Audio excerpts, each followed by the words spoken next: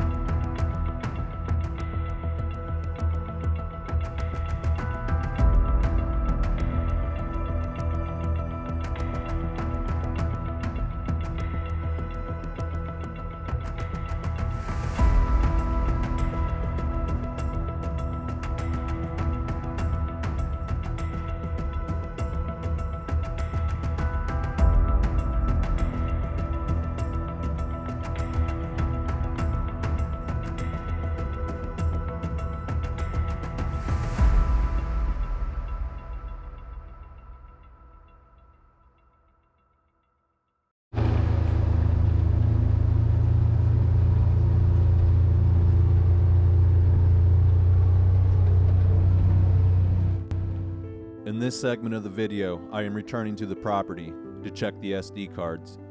I am really hoping the cameras captured some of the activity that has been taking place on the farm. I ended up leaving 3 cameras out in the forest and taking 3 home, as I was extremely eager to see if we captured any strange phenomenon.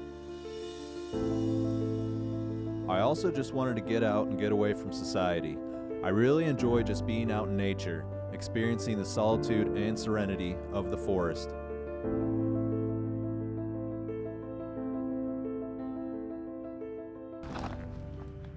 Here's that creek system. Yeah, definitely can't see up into the field. It doesn't seem like it's that high up when you're driving above it, but I guess it really is. Whew. Something was in there. I about got bit by a copperhead 2 days ago. He struck at me twice from like 3 feet away. Almost stepped on him, and now I'm like super paranoid. Okay, yeah, so yeah, here's the top of my head right here. Give you guys a reference.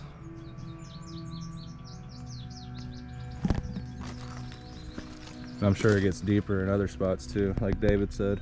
Okay, so that right there, I would say that's like, I don't know, probably like 7 or 8 foot. Maybe more.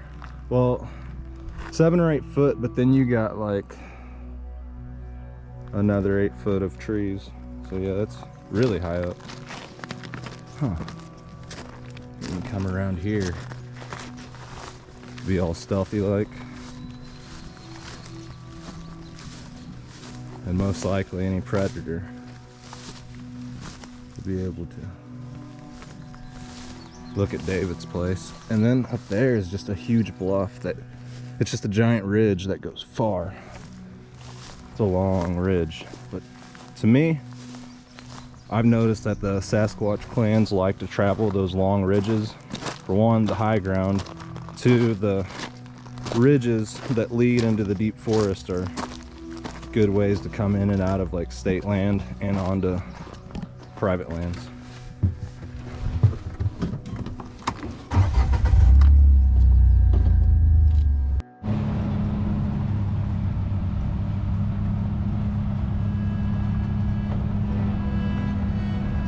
Okay, so people were saying there wasn't a 3rd tree there. Here's that cedar. I'll make sure there was. Okay, something was ripped out of here. And you can tell like it's kind of flat on each side of these two trunks, like something else was growing in between there. And I'll tell you, cedar trees, they won't leave spaces like this. So yeah, something was ripped out of there. Look at that, just endless forest for hours. That's all I saw on the drive down here was forest. I think the only restaurant around was a Casey's gas station, which they do have good pizza.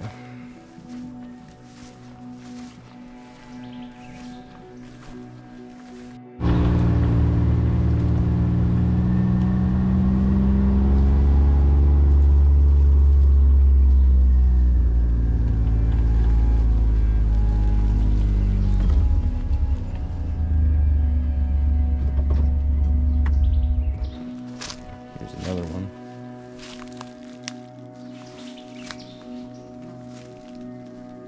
That one is ripped apart as well.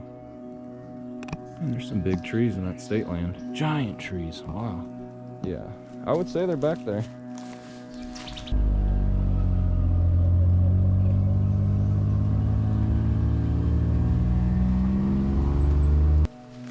Okay. There's one of my cameras.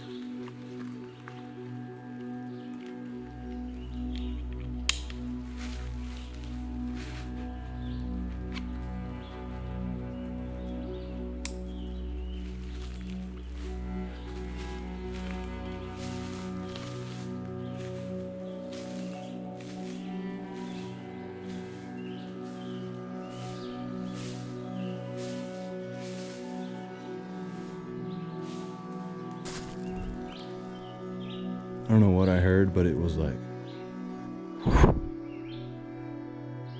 big, massive breath, and there's nothing.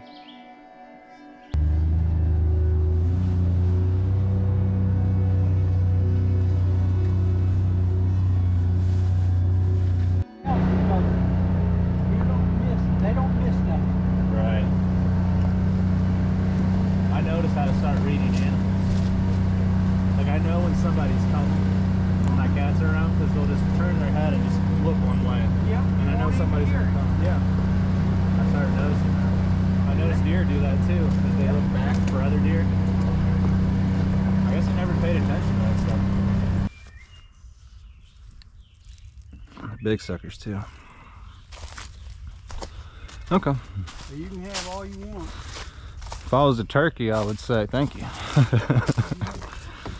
But no thank you. A lot of victuals for turkeys. Yeah. And they like them beggar lice too. Yeah. But them ticks are right out there with them beggar lice and them fields. What do you think about the Bigfoots having a cloaking ability? I can't see them.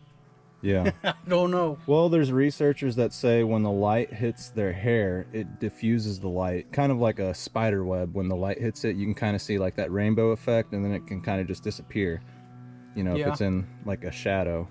You think it's more that, or more strange, interdimensional kind of thing?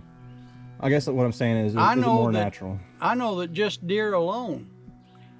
If a deer lays down out here, and you can be watching that deer, and if it lays down, if you ever blink, you won't see that deer.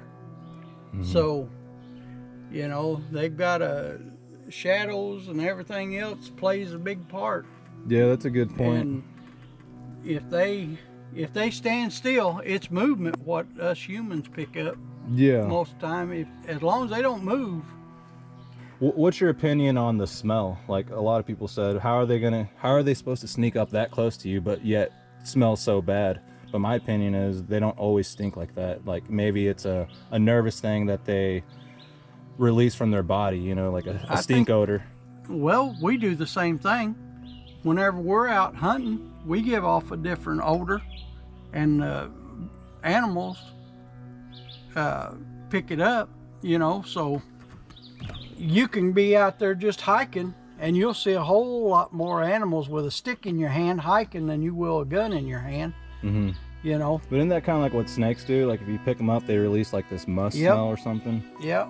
And you know, everything's got its defenses, and yeah. I just think we just don't know it all. Right. And I'm thinking though, it's a learning process that everybody needs to quit being so critical about telling everybody how much they're lying and everything, and just listen and make up their own mind. Yeah, you know, it's good to be skeptical and yeah, I mean, but you don't have to hate on somebody and tell them they're full of you don't shit.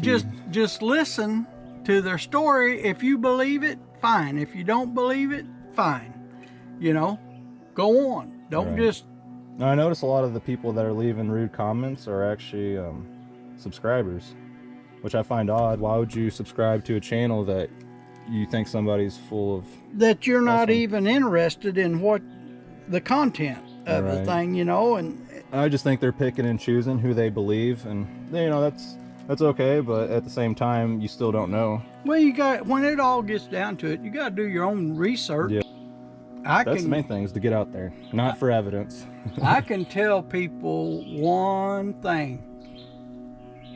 You're not gonna, if you don't get out there, you're not gonna believe until it happens to you. You can't sit there in a chair and listen to everybody's story, because there are a lot of people that just make up stories. I know that, you know.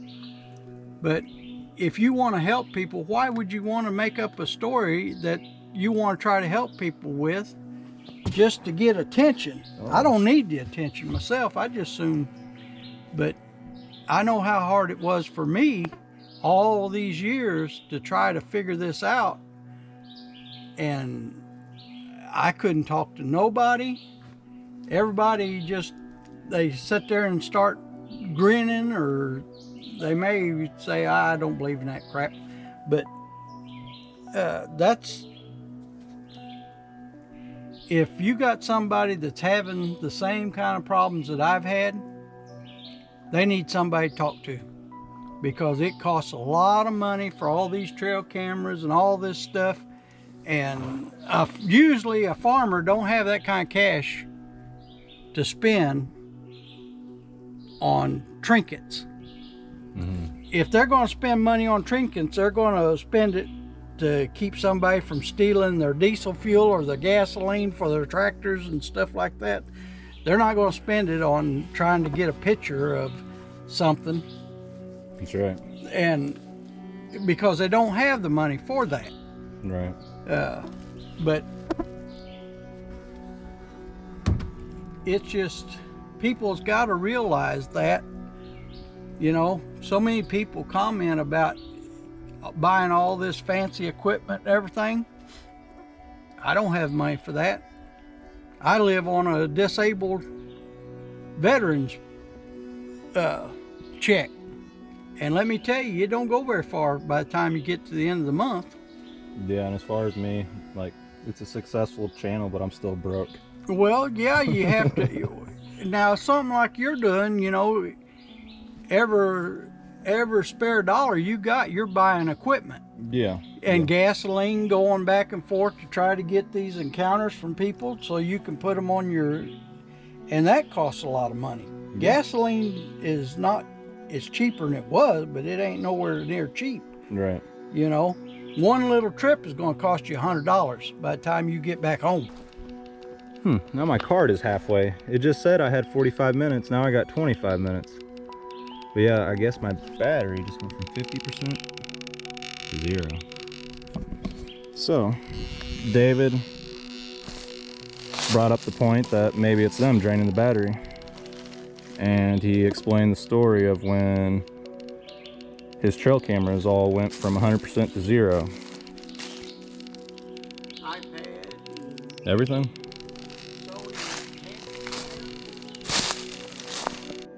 Yes, Nope. it's gone. What color was it? One of them brown ones. I Okay. brought a new one over here and throw it down right Let me step out real quick. How many days ago?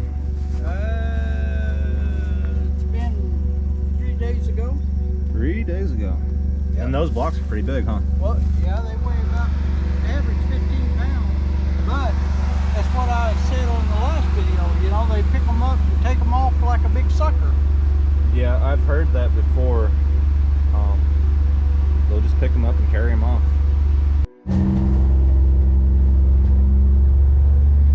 Okay, so these are the hedge apple trees? Yep.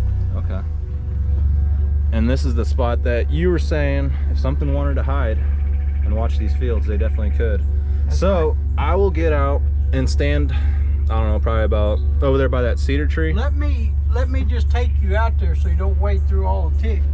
And then I'll drive in here. Okay. And you film me driving in and see where I disappear at. Okay. All right. We can see the orange in there. He's breaking some trees.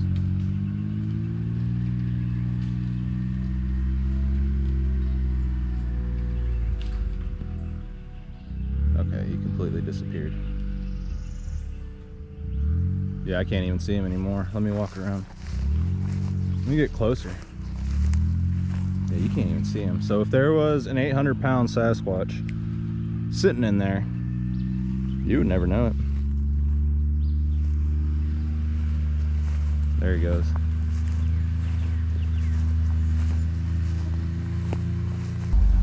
Yeah, if it wasn't for the orange triangle you got on the back, you know, you would have been really hard to see. Yeah. And if I'd have just sat still. Yeah, that's the thing. When you stopped, you kind of let off the gas. Yeah, you just completely disappeared. So I'm gonna walk through there, and I want you to record me walking through there. Now, could you see anything? I could just see just barely the sun hitting your arms. All right, I'm standing right here behind this hedge apple. Now I'm gonna move to like the biggest clearing. Wave your arms.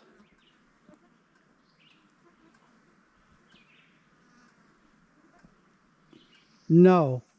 Okay, now I'm gonna stand in the clearing here. The sun is hitting the most open area in this thick spot. You can see your arms mainly. You can see yourself. I mean, your clothes, but Sink back a few feet. See if I disappeared. yeah, you're gone now. Cedar tree. Somebody posted in the comments that there was no center tree inside that cedar, which I went up here earlier and recorded. You can see where something was ripped out. Yeah.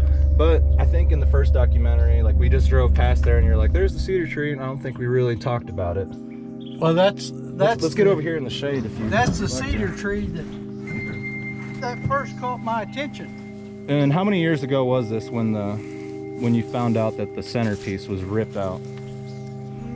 It's been about 7 years ago. Yeah, and you can tell that something used to grow That center in between there. part is laying right over there. I pushed it out of here with my tractor. So when you discovered that the centerpiece was missing, where was it laying?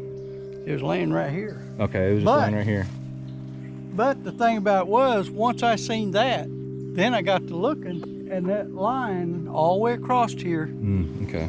of broken trees, and I thought right then is when, with all the deer piles, because all them deer, the first pile I found was right over there on that little hump. and that deer with its head knocked off was over there at the base of that hump. Right. What do you think their fascination is with breaking the trees? I think it's a boundary thing myself. I think Territorial? they're letting others know that this is my place. Who knows, you know? It kind of shows Dominance, maybe? dominance and structure within the family of. Yeah, but you know, I mean, it shows strength. In my opinion, it shows who the stronger ones are. Because if you're a younger Sasquatch, you're not going to be able to lift one of those trees out of the ground. The bigger ones, it shows that, you know, maybe I'm a male and I'm in the area. And when they see that, they know, and they won't come in there because he's got all his females in there with him. Well, this tree here, when that got broke out, it was a perfect Christmas tree. But when it got broke out, it was busted all the way down to the base down here, and How big was the center tree? Was it just as big around as the other two? Just as big as these. Okay. And but it went right up through the center of this. And you can tell there wasn't nothing growing on either side because it was so big. But when it busted this off of here, it was busted all the way down. And I thought, good night, what in the world? And I've always left it because the cows get under here for shade. And when you found the center piece ripped out, that was when you were having a lot of activity too. Yeah, that's It when I was finding wasn't just random. You weren't thinking, oh, tree ripped out, that's Sasquatch. You were having a lot of activity, and you found multiple trees ripped out in a line. And there's even more back here. We'll drive past this right here was actually what caused me to start what started me asking questions. What in the world? Because there wasn't no storms, you know. I mean, but I knew there wasn't no storms. What in the world could have done that, and why would they do it? Why, you know, and why is all these all broke across both sides? Just a line of them. And you seem to be a pretty friendly guy, but I suspect that there's a lot of other farmers that experience the same activity, and they're probably not as willing. They're not as willing to talk as you are. Maybe they don't. Well, I wouldn't have never talked either if I just didn't get plumb fed up with it. And Or do you think maybe they're not even really realizing what it is? They probably don't, like me. They don't realize what's doing it. They're seeing the activity, they're seeing the destruction, but they're not putting two and two to what's actually making it. They just go on, you know, and okay. Until it really catches their attention like this did. This is the only tree out here in this field. But I mean, you think a lot of farmers have cattle go missing or cattle that get mutilated in strange ways? I'm sure they do. But I mean around here. I'm sure they do. You know, if you got a bullet hole or if lightning hits them, a lot of times it'll scorch them because it'll burn them. You can prove what done it. You know, you have to have a written statement from either the sheriff or from a veterinarian. I have a theoretical question for you. Let's say if you did happen to have a sighting and you saw something that's, let's say, wasn't Bigfoot. Maybe it was like a UFO or something, or a dog man or something very scary, more scarier than a Bigfoot. What would you do if you did find out it was something like that? Would you want to stay here anymore? Or would you find maybe deeper researchers or people that... No, I tell you what I'd do. Contact a priest? I would start carrying a gun, probably. Yeah, oh yeah, for sure. but I feel like it's Bigfoot activity, but... I wouldn't let it run me off. I'd try my best to do just what I've done. I think with things like that, you have to put your foot down. Yeah. And let them know that they're not welcome. Because if it's your property and you spent the money to buy it and all the sweat and tears to clean everything up and everything. When I got this place, it was just all growed up in thorn trees. And it had been neglected for years. And they ran all through this strip, all the thorn trees? All was thorn trees. Okay. I mean, it wasn't as bad as that up there. You could tell there used to be a field here, but it was so bad that you couldn't drive a tractor or nothing through here without getting flats. Yeah. And so what would you say about all the families that pack up and move and sell their farm for the activity they're experiencing. Do you think they should I stay? hate that for them. I can't really say because I'm not them, but for me personally, if I had a bunch of kids, I probably would, because you can't watch kids all the time, and there's no sense in them being scared all the time, because something's out there, you know, and that was my... So are you saying there's a fine line when enough is enough? Yep. Okay. Yeah, that's what I'm saying. Yeah. I mean, are you saying it's different than just seeing them cross a field and you know that they live out there, rather than they're screaming at the top of their lungs, scaring the cattle every day and trying to scare you? There's a difference, right? Rather than you just know they're back there, then they're trying to intentionally mess with you. There's definitely a difference, because if they were wanting to, they wouldn't be hollering and throwing rocks and all that kind of stuff if they were wanting to kill you. Yeah. You never would have a cat or a bear or anything like that warn you before they got you. That's right. You know, they're going to sneak up on you and they're going to have you before you even know they was there. You know, unless they just happen to step on something and you get your attention. Yeah, the best predator was the one you never knew was there. Yeah, because and that's the way humans try to be, you know, but these animals are so, their noses are so in tune. Everything. You know, that turkeys' noses aren't that good, but their eyesight's extra good. Right. Deer's eyesight is not that good, but their nose is extremely good, just like a dog or anything like that. They all got their... Yeah. But if Bigfoot's somebody, just like up there at my house that day, that guy I thought was a man walked up across my field, it'd be just like somebody walking right across that field right there. That's all you think. Well, I got a trespasser. What in the world's he doing out there? You don't think of no Bigfoot, no Sasquatch or anything. You just think, who in the world is that crossing the field, and what are they doing, you know? Yeah. Because there's nothing here for them. Yeah, a lot of activity. It took me sometime months to years to finally put two and two together, like, oh man, that's probably what it was. Yeah, I mean, there's, you know, and that's what you got to weigh in at. What is anybody, shoot, you're 2 miles from anything, any direction you go here. So where's the vehicle that you drove in on to begin with, and you don't have no pack on your back, you're not out hiking, you know, there's no trails that's marked or anything. Why are you crossing my field? You know, if you ain't doing nothing, that's fine, but I'm going to go see what's wrong, what you're doing, you know, because it could be something wrong. Yeah. But when you try to go to them and they're just gone when you get there, they've already made it to the woods and there's no sign of them, well, you know, all you can say is they hid good. That's right. Because if you don't believe in this stuff, that's all you can do. Right. Unless he's just extra big, and how you going to tell 200 yards away how big somebody is? Right. It's just going to look like they're closer than what they really are. That's right. If you know, like I know how far it is from this end of the field to the other end, I know exactly how far it is. Yeah. And so if a man crossing there like yourself or myself. Yeah, it doesn't look that far, but when you're actually walking it, well, look how wide it is. We still got a long ways. Yeah. You know, but. Yeah. Everything looks small on camera, even a mountain. So. Yeah, but you know, you got to have common sense. That's the main thing, just common sense, because when you're dealing with this stuff, it don't make no sense, but you got to use your head and think for yourself and think. And it's the feeling you get when you see something. It's the feeling you get inside. Well, that ain't right. You know, that don't look right. Right.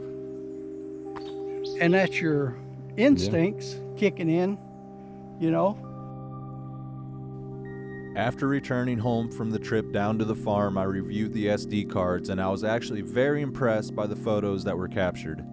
In this next section of the video, I will be returning back to David's farm to camp out for a few days and explore the property. Be sure to stick around because things really start to pick up from here.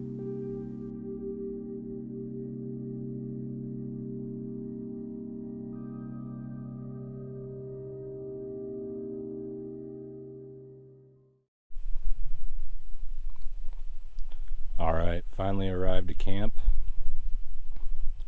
and I'm gonna set up all my gear. This place is loaded up with bugs and mosquitoes, but that's how it is, and of course it's gonna be like 90, mid 90s, but anyways, I'm gonna set up the tent here and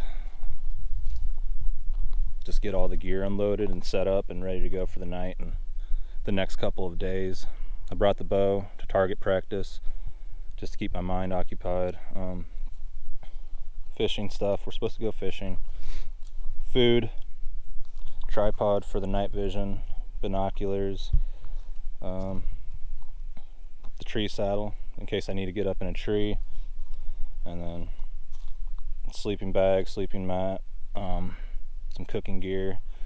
I got the binos, the tablet to check the SD cards, the CZ. It's only a 9mm, but it should keep me safe for the most part.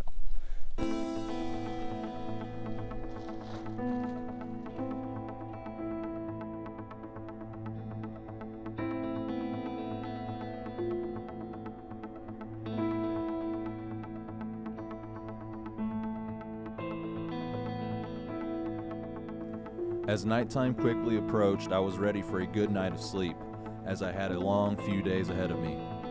I kept an eye and ear out for any activity, but the night was quiet and peaceful. In the morning, I will begin exploring the property and start putting up the trail cameras, in hopes we will capture more activity. As the story unfolds, I will be revealing all the trail cam photos we captured from beginning to end.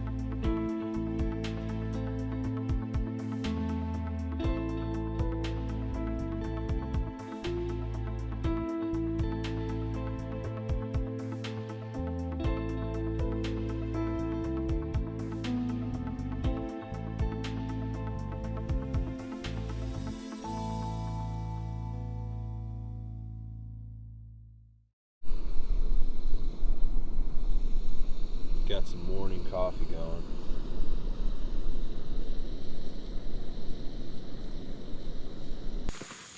Alright, so we have all the game cameras out, and there's 6 of the 12 megapixel cameras and 1 of the 32 invisible IR camera, or whatever it's called, the Mirage Pro.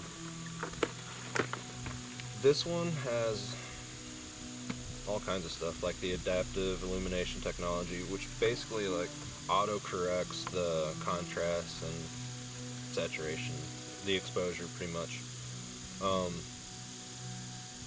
Yeah, see exposure control right there, which is good because a lot of times you get those really bright photos and you can't see, or it's too dark, so that's really good.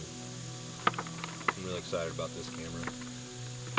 But these right here, I've had really good luck with, and man, there's just bugs everywhere. I've had really good luck with, and they're cheap, affordable, and if someone steals them, I don't feel too bad. Which I've had a lot of them stolen, so that's why I'm out here putting cameras in this area rather than mine, because nowadays there's too many people trespassing, stealing cameras.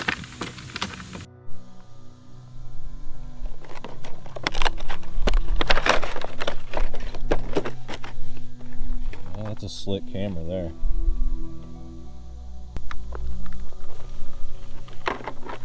Use the old Leatherman here. Hopefully that'll cut it. Oh yeah. Like nothing, like butter. This thing's really cool. My brother got me this years ago. It's a little rusted now, but it works great. Highly recommend it. Sweet, came with Duracell batteries, right? Or is it some cheap battery? Nope, some cheap battery. Oh no, it's Duracell. Yep, okay. I like the Duracell batteries better than the Energizer. Like I used to always buy the Energizer batteries for my cameras, and I noticed they only last like, I don't know, fall and winter, and they'd be dead, but with these, they lasted all year, so I like that.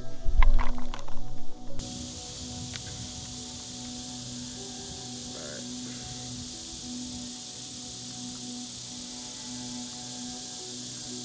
I'm gonna mark all these.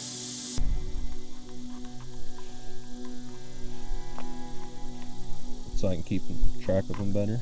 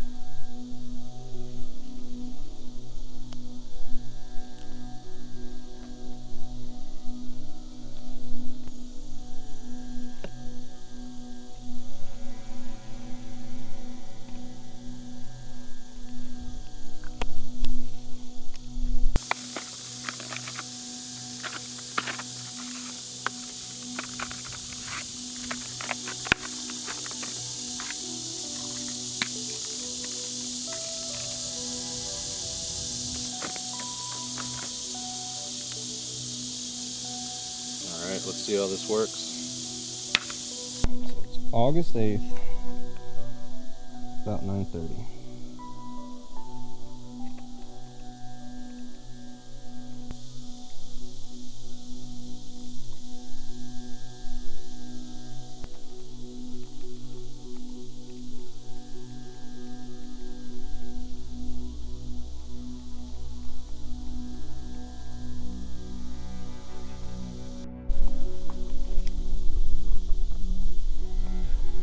Alright, we got everything set up, ready to go, ready to rock and explore.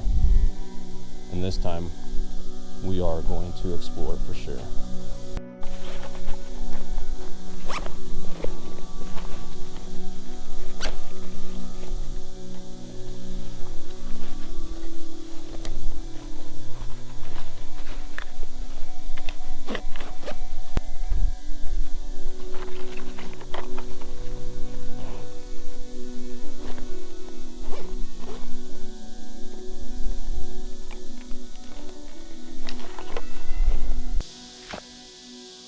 Alright, I'm ready to go meet David down at the kill field, and we're gonna check some cameras and put some up.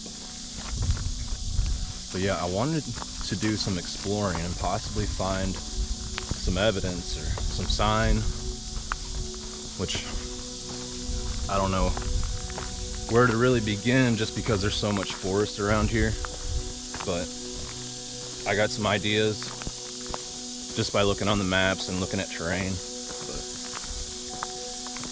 I don't know, it's just like 240 acres doesn't seem that big, but it's pretty big. Not to mention there's 30,000 acres of state forest land around here, so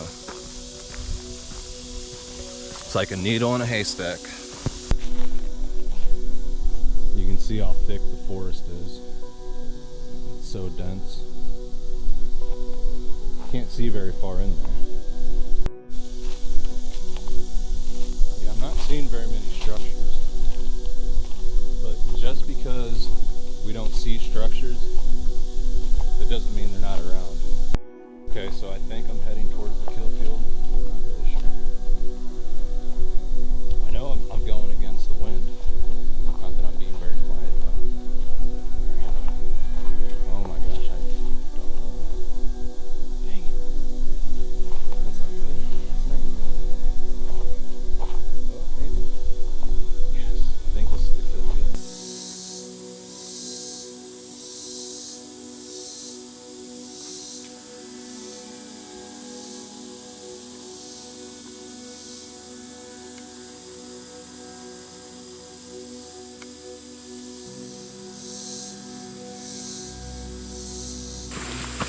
figure out what you seen or what you was hearing last night?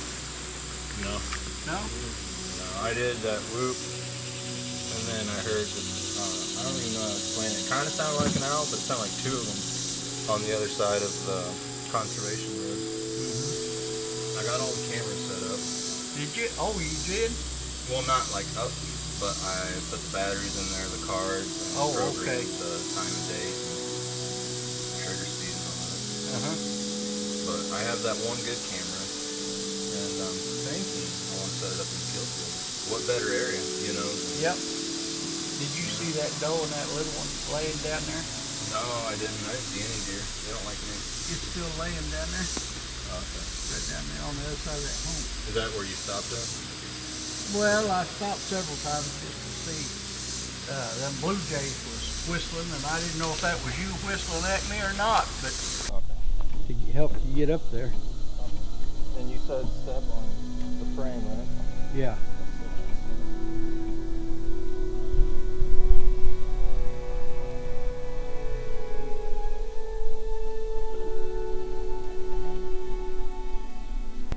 So this one we can check. I want you getting in the weeds, David. You're gonna be all tore up, except for this strip's over.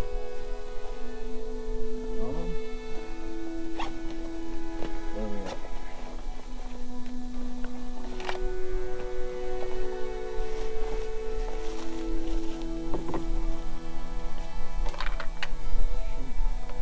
A little bit of water in there. Yeah, people think that you can't get a trail cam photo. You're not going to get one if you don't try. That's right.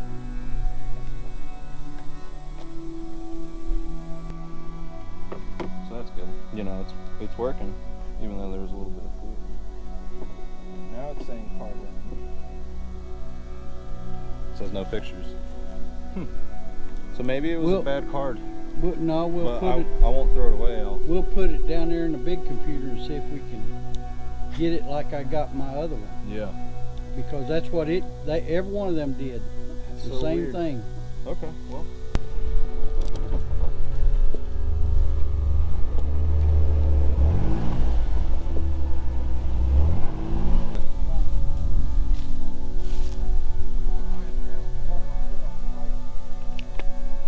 Yeah.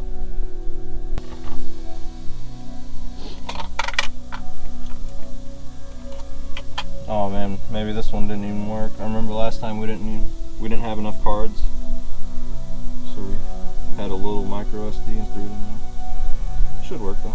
Yeah, it worked. Should.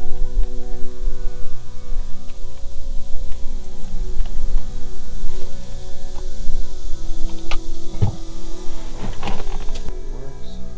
See, Okay, there we go. I might have to brighten it up. Is it working? Yeah.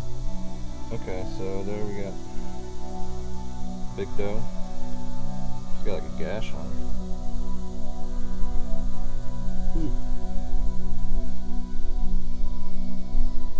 Armadillo, coyote.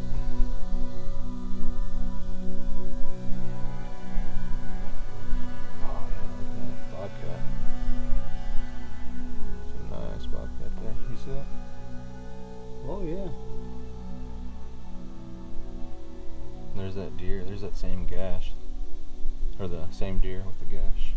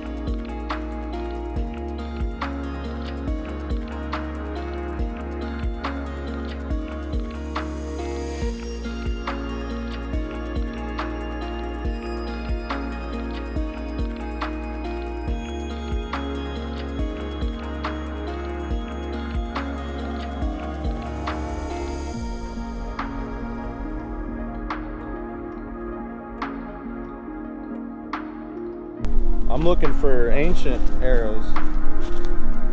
Okay. Really? Trailing a deer through there. Yeah. I don't know what kind of mushroom this is. I don't think it's chicken of the woods. Either way, it's kind of molded.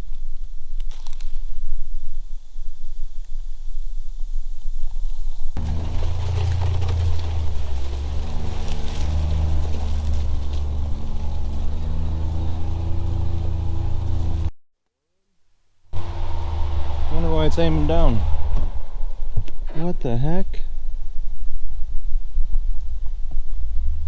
What could do that? What do you think, David? I've seen it many times. Well, that's kind of strange. It is, cause look, Yeah.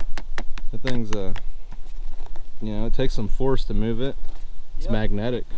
Now you got a So for it to pulse be like bar, that. it shows on the SD card what done it.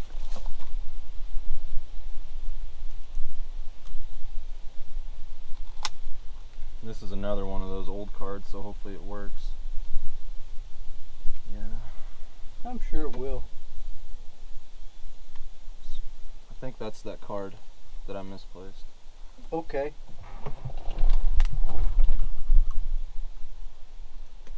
Yeah, that kind of blows my mind that it was aimed down. You know? Yep.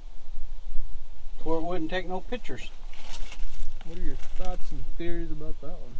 Maybe like a cow brushed up against it. Cows ain't been up But here. it wouldn't push it down. Something had to push down, like if a raccoon came and climbed and Yeah, knocked it down. that could happen. Yeah. But we'll see if we get like a big furry arm or Yeah. something.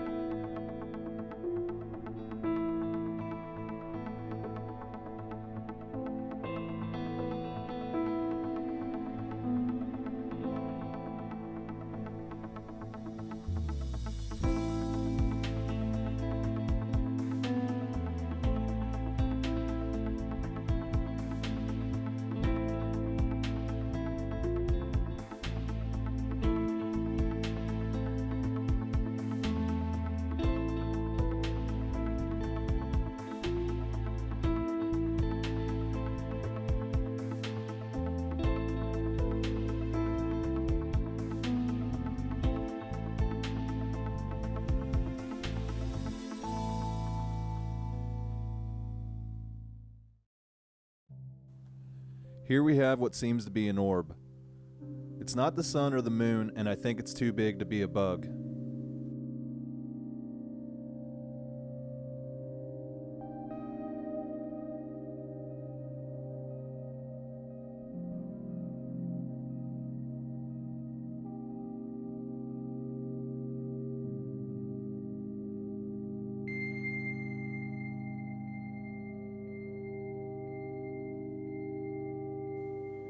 If you notice, you will see the white on top of the fence post. Keep that in mind.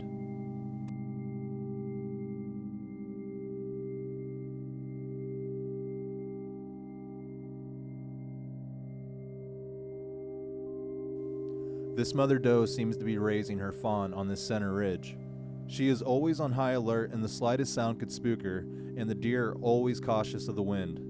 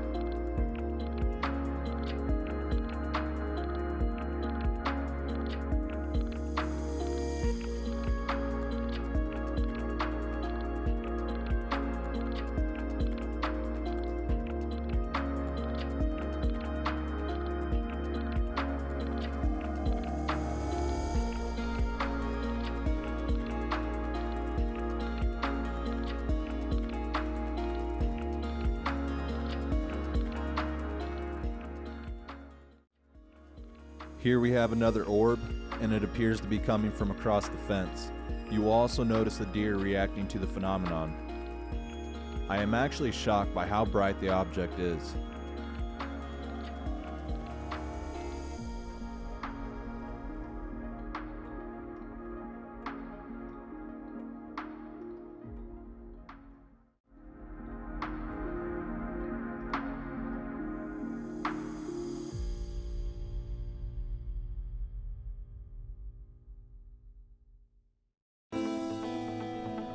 This is the photo where the camera gets pushed face down with no answers on why it happened.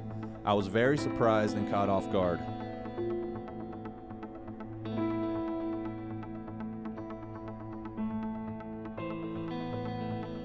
Even with the camera facing down, I am still capturing wildlife photos. So I have to wonder to myself, why is there not a photo of what pushed the camera down?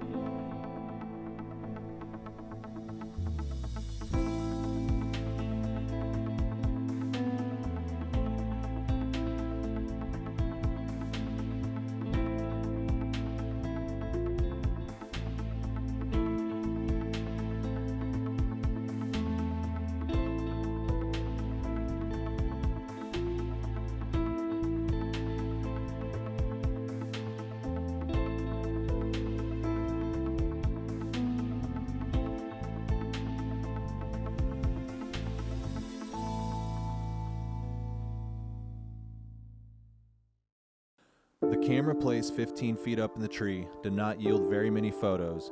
It could be a number of reasons, and one being it was aiming towards the center trees. I feel the sensor could have possibly been obscured by the trees it was facing. I continue to explore the property and set up many cameras all around the area. I try not to be sneaky with placing the cameras, and I try to place them right in the open. I feel when dealing with this type of activity, it can be very risky if you try and trick the Bigfoots. I let their curiosity bring them to me, because once they catch you trying to trick them, they will disappear on you.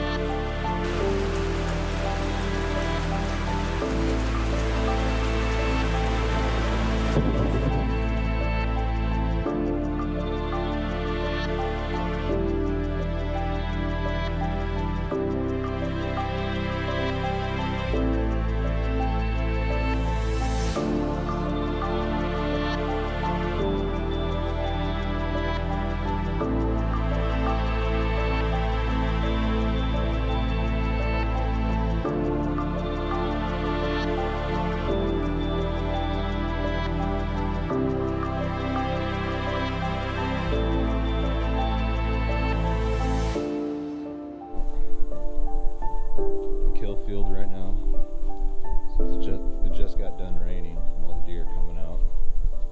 Let's see what's going on. What are you girls doing? They're probably about 15 yards right now, just staring at me. Oh, they don't like me stopping, so I'm gonna keep walking. I'm sure there's gonna be all kinds of deer out right now. It seems like after it gets done raining, the deer really love to come out and feed and dry up a little bit. But what I'm wanting to do is get this Mirage camera set up, the higher end camera that I got. I really want to get that set up in the kill field because that's like one of the farthest points of the property, and it seems like that's where the deer really like to come out at. But that's also where the cameras were getting ripped off the trees and the deer were getting piled up, and he was finding deer with the twisted necks. So it'll be a good spot.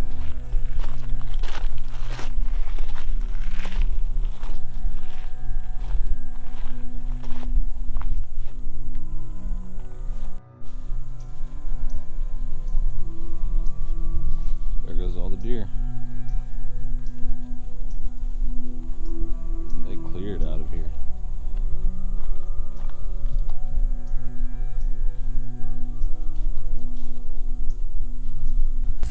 Okay, so I decided a majority of the cameras that I brought out to David's, I'm gonna put up in the kill field because it seems like most of the activity leads down into this area. And I think if I'm gonna get some good footage of wildlife and anything of the unknown, it's gonna be hard if I got everything widespread and I have to go all over the property just to check all the cards. And that doesn't make sense to me if everything's gonna come out into this field, whether it's at night or when there's food around or just whenever wildlife decides to be here.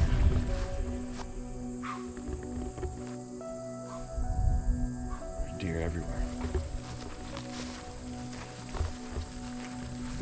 Okay, so I see a good tree over there.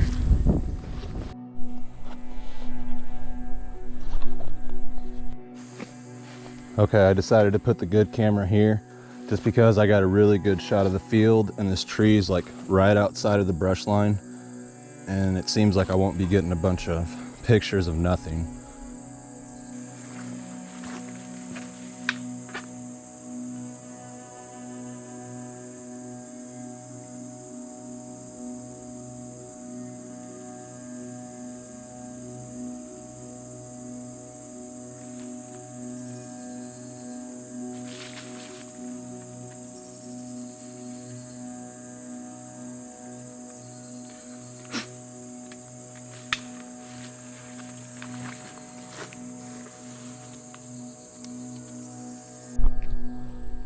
The park is right over there. I mean, really all around the property, but just right up over here by the fence line. And there's some pine trees that lead off this center ridge, leading down into the field. And I'd like to get a camera up on one of these pine trees, if possible. And there's like a little watering hole over here, so I think that'd be a good spot.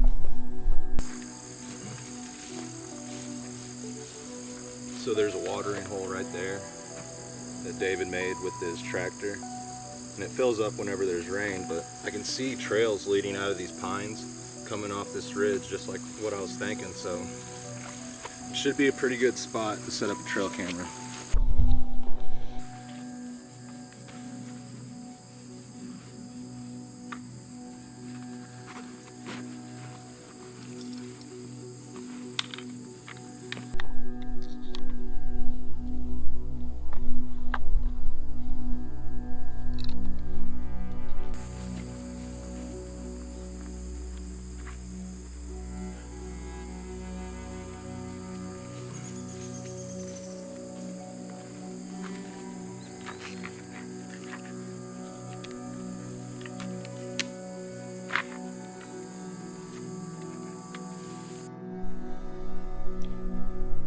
Thinking right here is going to be a good spot because there's like a big mountain dividing David's house from the very far back of the kill field. Now maybe they might want to be over there so they can watch all the way down the field, but I don't know, I feel like the Sasquatches could be anywhere at this point on this backside of the killing field.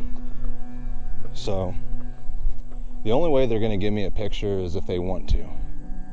I don't think they're just going to walk in front of the camera.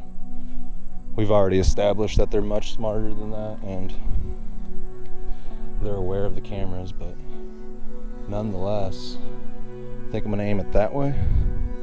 Maybe, yeah, right through there. And set it up on this tree. Like I said, there's another ridge that leads right down here. The watering hole's just right over there. I'm just trying to cover every angle.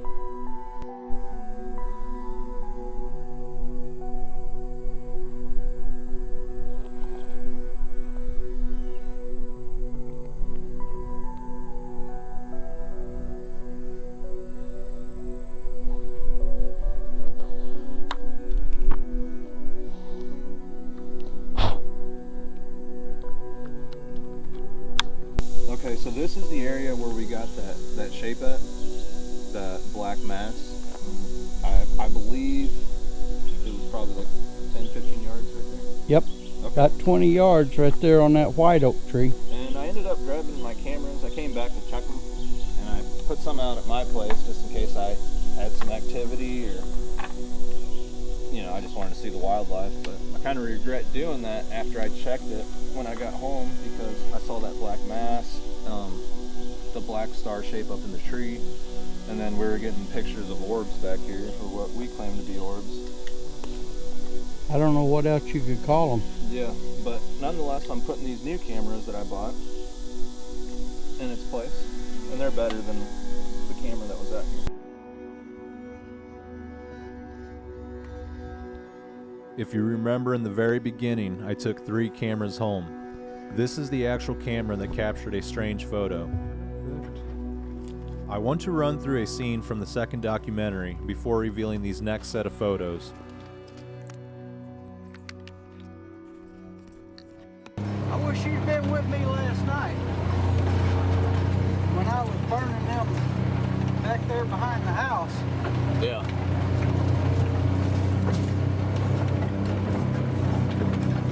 I mean, you can't get a smell on the camera, but it's not smell-o-vision. Right. Ooh, it stunk. And I told it stunk. I said, woo, you stink. I haven't experienced the smells yet. Oh, man. Well, no, I have, but I don't know if it's them. Like when I saw them, I didn't smell anything, but I do smell weird things in that area. This is really the first time I've ever smelled anything. What did it smell other like? than a skunk. It smelled like real strong human urine. Yeah. At first. I mean, it smelled like a nursing home or something. Yeah. You know, that you walk in and they don't do a good job of cleaning people. Right. And, oh man, burnt your nose and your eyes. Yeah. And then there was another smell come added to it. And I couldn't eat it. It just more or less smelled like kind of raw meat or something. Right. Rotten in meat. But I told him, I'm not ready to see you. If you think I'm ready to see you, I don't want to see you. Not yet. Nope. You'll scare me, and I don't. What about a baby?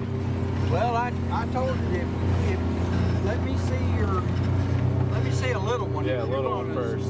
And then I told her I just said I won't hurt it. This is where seen that thing run across right through here. Okay, can you explain what you saw and what happened, what you were doing? Well, I was getting ready to feed the cow. I see something right over there. Might be a deer. We're over here and you can see where that little thick stuff is right there. Yeah. Go over here and see. I was getting ready to feed the cows and I seen it run across way up there on that other hill. Up there? It run all the way across here. Uh-huh. And I couldn't tell what it was. Some big black thing. It's a big black blob, or? Yeah. I thought it was a cow when I seen it. Yeah. And you say the granddaughter saw it up here? Yeah, she seen it. and my wife seen it right back there too. Okay. But my granddaughter seen it right up here a couple days ago. Yeah. So, Well, do we want to set up a trail camera somewhere around here? I feel like that's a good idea because we're kind of close to where we found that hair, or you found the hair and skin. That's on the other ridge over there, isn't it? yeah, it's Up that on one. the Okay. other point. Well, let's set up something here because this is where people are seeing things, and this is where the deer are too. I feel yeah, they're on yeah, this they side got a this lot. time of year. Let's go right up here where she's, and I smelt Yeah. that bad urine smell, and just stink the other day. You said it smelled 10 times worse than a nursing home. Definitely worse than a nursing home. Yeah. Yeah, just bad urine, Yeah. just really bad stink. Stale, punchy urine smell. Yeah, this tree is looking promising.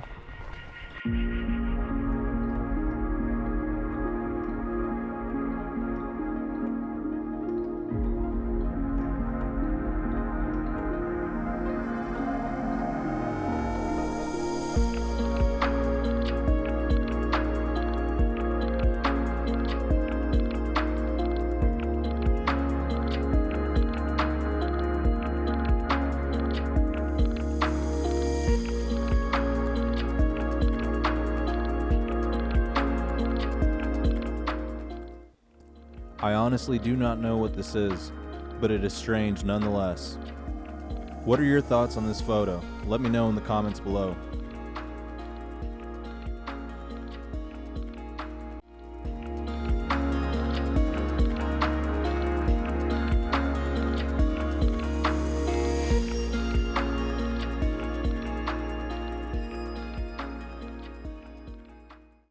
Alright, this is my favorite photo I was able to capture.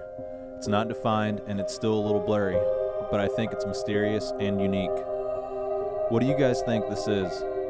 Could it be a turkey, a crow, or a juvenile Bigfoot? I'm kind of curious to hear what people think about it.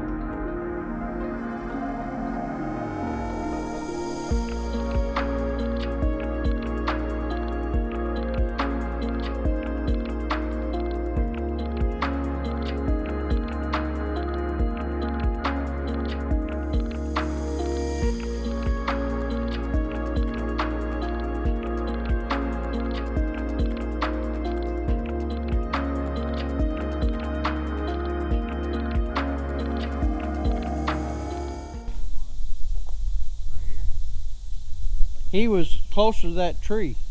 Closer? Yeah. Right about there. Yeah.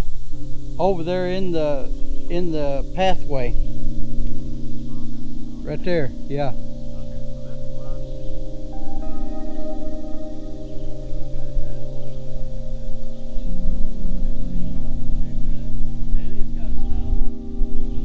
See, I see it the other way, actually facing the camera, like that right there, with his head turned to the left.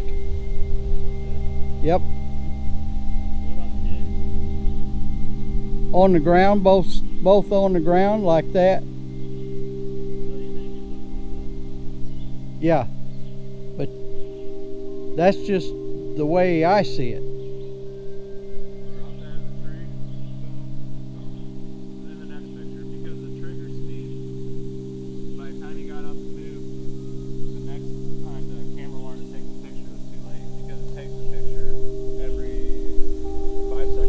Yep.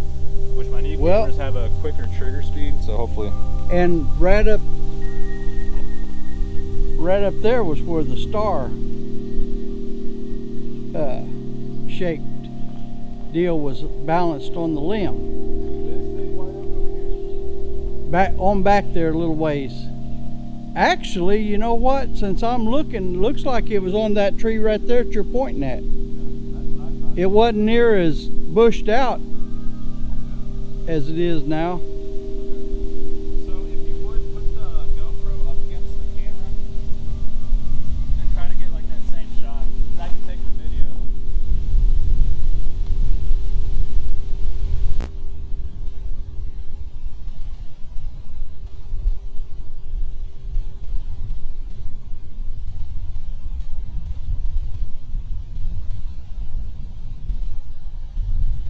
This is the camera that we got the black shape on and the black star up there.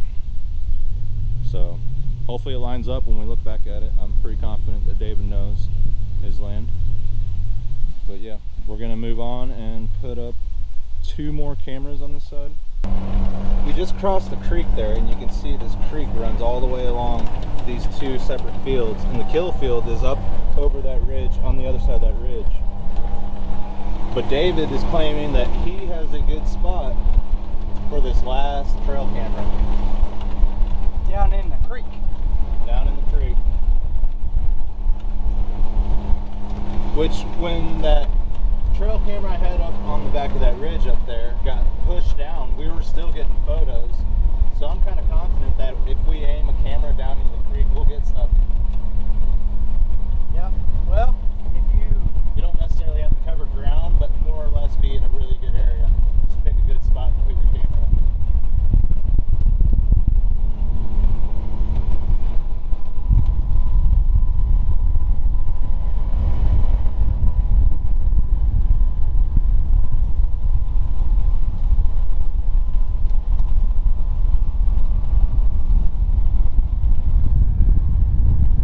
Yeah, I couldn't even see a lot of those cows.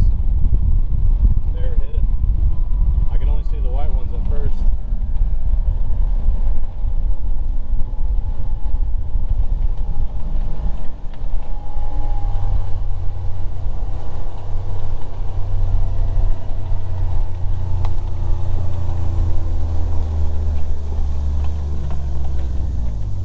here's my thought. Uh-huh. See where something been going up that bank right there? Yeah. See where they're coming in underneath the water gap right there? Oh yeah. Yeah, that'd be a good spot. Oh yeah. I like that. Good thinking. And something's either gonna come in from the park side underneath that gap and go up that way, or go into this field. Or go right down the creek. I like that. But yeah, there's banks over here. Almost look like a human track. What? Oh wow, I don't even have to duck down. Not really.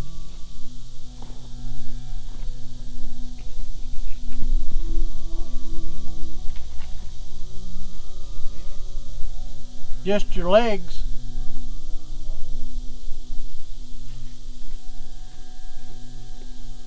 Saying I got white legs. Alright.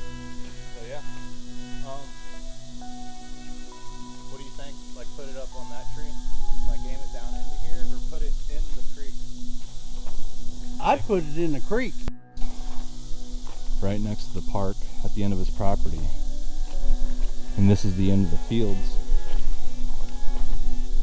And this is the creek system, so anything could be moving through here and not be seen from leveled ground up there. So my thinking is something comes through here. Doesn't even have to duck.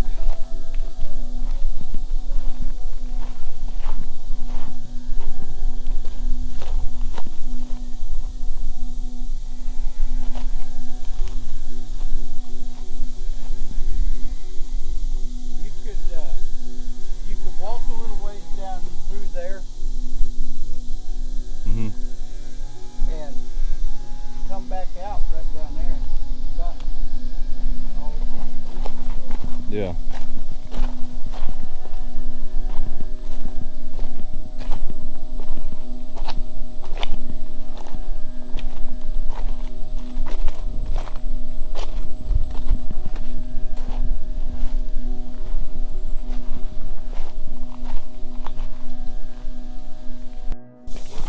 Yeah.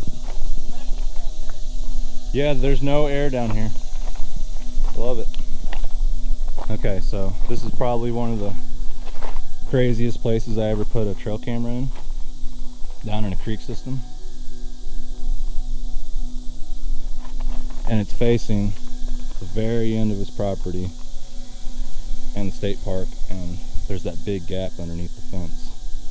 And you guys saw me walk it earlier, so I'm curious to see what we'll get roaming through this little area. Hopefully we get something. What do you think, David? I think it'll all be a good spot. I think so They're too. using the creek.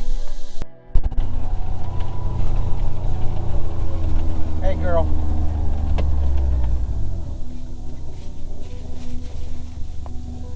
Hey. Cookie? How are you, Cookie? How are you, Cookie? Huh? They're aggravating, ain't they, old girl? Hey, big boy. Oh, that is a big old boy.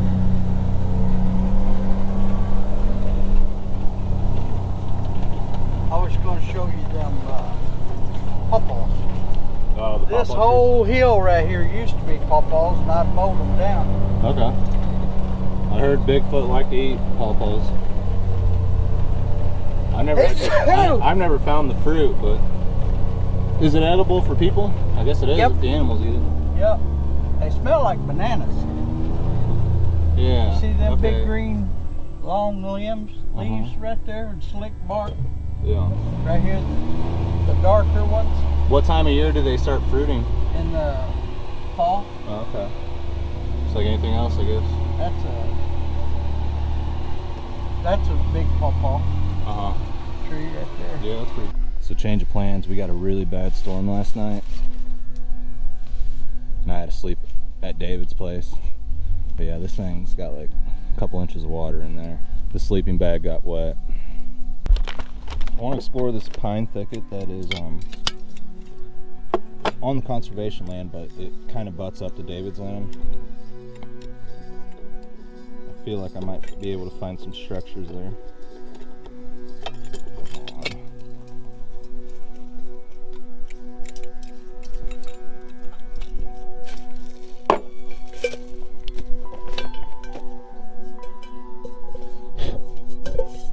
Probably a little dirty, but I'm not too worried about it. But anyways, I really admire the fact that David isn't afraid to talk about his experiences, even though people are gonna ridicule him. Not everybody, but certain people will.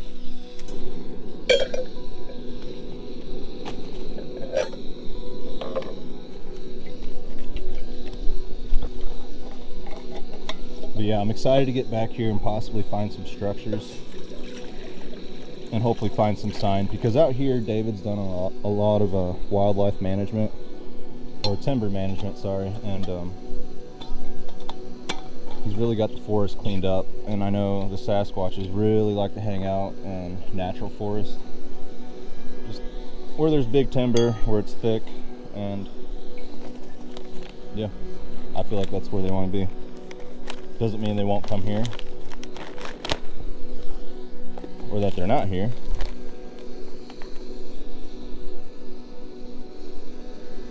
But yeah, I haven't had too much activity, and I think it's just really hot. I don't know. There's honestly no answer for that.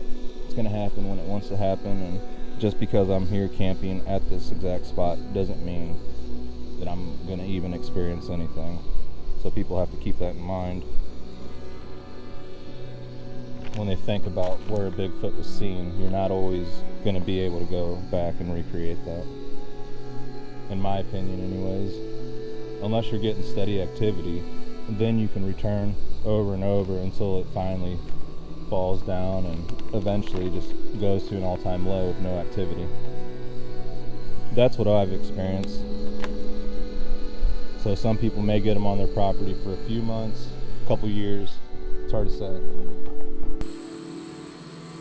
So I set up a bunch of trail cameras all around the killing field, and I really think I'm gonna get good wildlife footage, a good chance of getting some orbs, and if a Bigfoot did walk across the field, I think I would get it.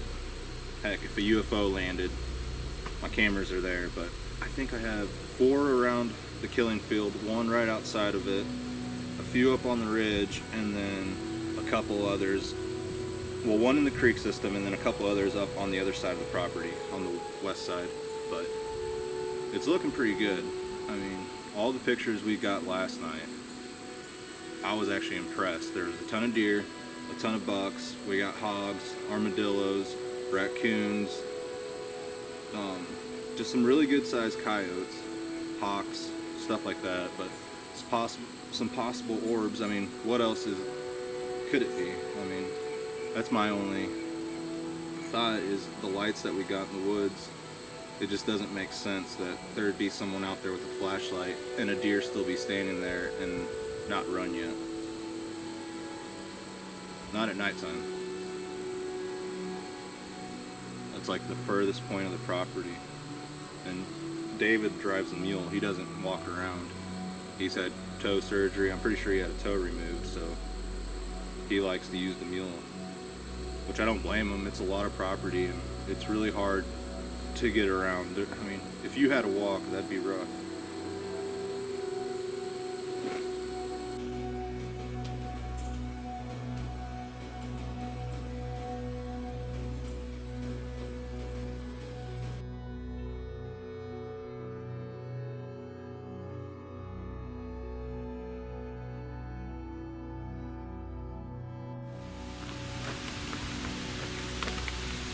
Mix this around. I think I put too much water in there. Hopefully it absorbs. Sure it will.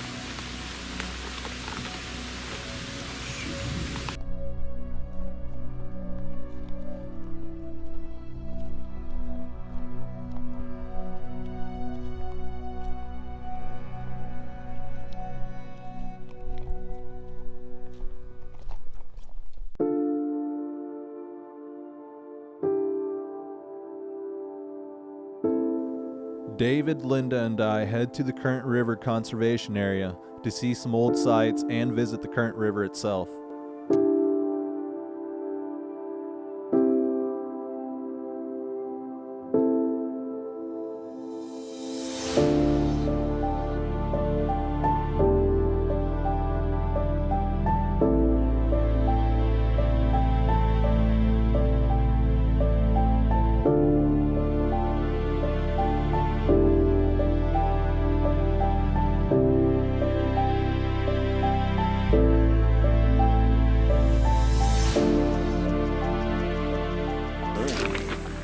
What's this little creek called? Or this is just a stream, huh? Like, this is just out of that tent. Yeah. David, be careful. It's slick. Yeah, this where Linda wound up upside down. I about fell right there. All right, now we're in the jungle. What are we gonna walk up on? Oh wow. Neat habitat back here. That's all spring water too.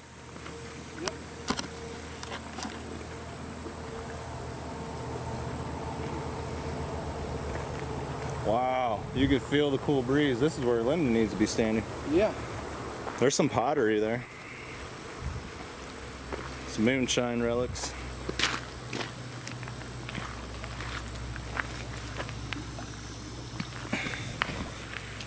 Yeah, somebody's got their little rock collection going there. Most likely an adult. Oh wow. That is neat. This is Powder Mill Cave. So there's the cave there. Yep.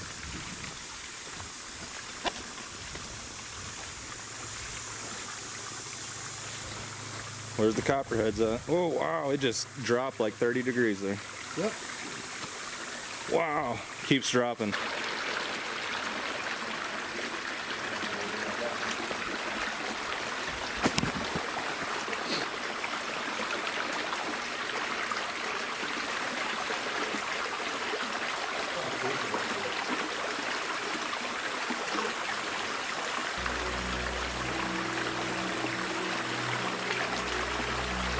It's almost 100 degrees outside. And it's probably 60 right here.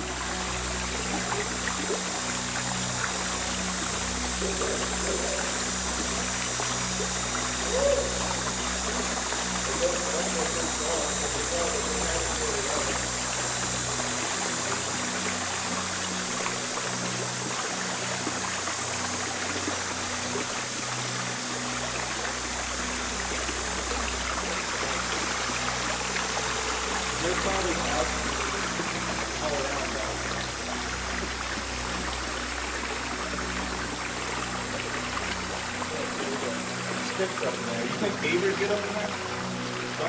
I'm sure they probably do. Alright. That cave there goes way back in there. That's where I would want to be camping near this thing. During this time of year. You'd have your own air conditioning. Yeah. Alright. Good deal. So do you think the Bigfoots get up in these caves? I mean, a lot of people said that they hide in caves and they go underground. Well, if I was covered with hair, I'd sure be up in there. Yeah, I mean, You know? it feels like it's 106 out there. Yeah. But, right here, it feels like it's, what would you say, 65 degrees? Probably. Yeah. Or maybe 68. 60. The closer you get to the cave, Oh, yeah. inside the cave, it's It felt probably, refrigerated for sure. yeah. Middle of summer. But all that air coming out of there, that means there's a lot of space down in there. Yep. Now, how could something so big compress into such a little hole? Because I know some caves, they start off small and get big, and then some get big and then get real narrow. This one here does that. It gets narrow for a ways, and you have to climb over or used to, a cave in back there, Yeah. and then it would open back up.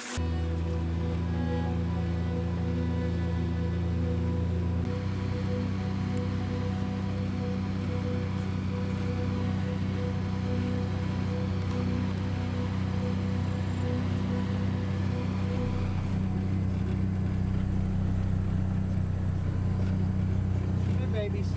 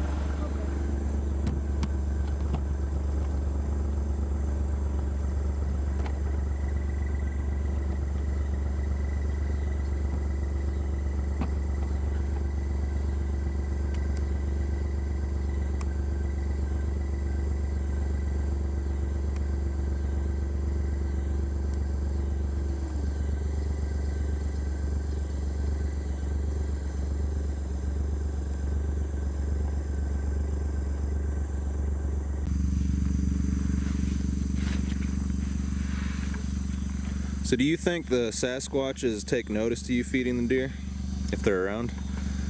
I think they are. I think they're paying attention. But the only reason I'm feeding these is because they're coming to me, and just give them a little bit to satisfy them. They don't really trust me. No. Come on, baby. Come on. Come on, baby. They don't know what you got. That looks like a big eyeball to them. Yeah. Come on, they baby. don't like that. Come on. Come on, baby. Come on, babies. Come on. It's Come like on, babies. they want to. They want to trust us. They think they're all right, but they're not real sure. Yeah. Like I say, they're wild deer and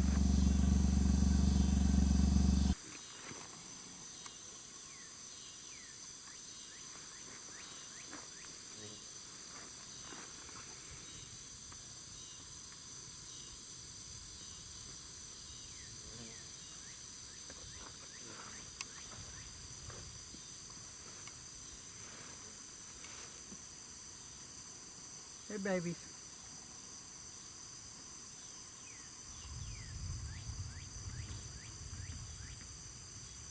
Okay. So one thing I wanted to ask you is, if the Bigfoots are aware of the cameras, how do you think they know they're there? Do you think it's because the electronics, they can smell it, they watch you put it up, or do you think it's something paranormal, like to where they can see it from another dimension maybe? I have no idea. Only thing I know is when you put them up, when I put them up, they would find them real quick. And he's coming out. Yeah. Hey, baby. I saw them paying attention to something. They will find them things within a matter of, a lot of times, hours. And you just better get down there and eat. You better get down there and eat, baby. You're gonna have to do without. Come on. They got us surrounded, David. I know it. This one's trying to Hey, babies. sneak up around us. Hey, babies. Okay, so in the last documentary, we were going up that hill in the side-by-side, and I asked you, are you ready to see one, or do you want to see one? And you said no. Maybe a little one. Let me see a little one. And then another thing that I wanted to mention is, when I was up there at the campsite, I was kind of thinking to myself, I said, please, I want one good picture. If I can get one good picture. And I think it's odd we got that trail cam photo. Yeah. Of a little one. It seems like if it were to be a Sasquatch, it's a little one. And then to me, it looks more like fur and not feathers. Oh, if you zoom in on it. It's almost got like a bluish color to it, to the black on like the shoulder. It definitely looks like a hair, fur. But because what I thought when I first seen it was a couple of turkeys, but it's not.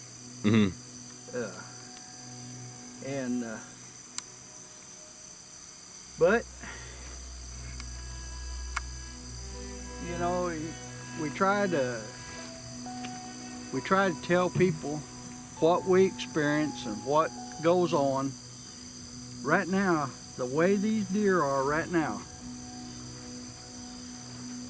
they're over by my house, in the field by my house. The killing field is over this big hill right here on the other side, and it's almost, like you said, identical, other than we have this deep creek right here running all the way down to the other end of the farm. So that whole strip that goes all the way to this back field and up to his house is just a creek bottom right there. Yeah, so that average subdivides about the 12, 14 foot deep. Okay, but is there another field on the other side of this? Yes. Okay, so yeah, that creek sneaks up all the way to his house and goes all the way back up to the park, and that creek system is fairly deep, and anything could make its way through it and not be detected. Yes, and when those things are whenever the thing is that kills stuff, that breaks their necks, these deer come over here and stay over here by us. Yeah. And it's just like right now. We're out here in the middle of this field and they're coming to my voice. Mm-hmm. And Well, I mean, do you think it's kind of odd that we asked for a trail cam photo and we got one? it sure is, because I've tried and tried to get pictures of them, Mm-hmm. and never to any success. They just rip them off the trees, the cameras off the trees. Well, whenever I made the deal with them that I didn't want no longer to hurt them or to get a picture of them, Mm-hmm. I wasn't interested in seeing them, didn't really. And then when I had that bad odor up there in the woods while I was burning, and I told them, don't, I felt in my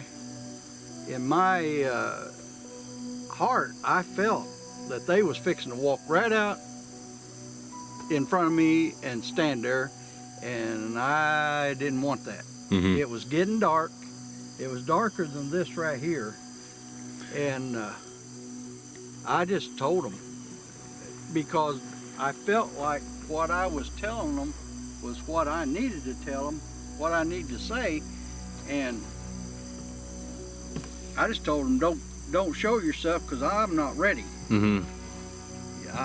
You're going to scare me, and I don't want to be scared. I'm out here by myself. I don't have no weapons. I don't have no nothing.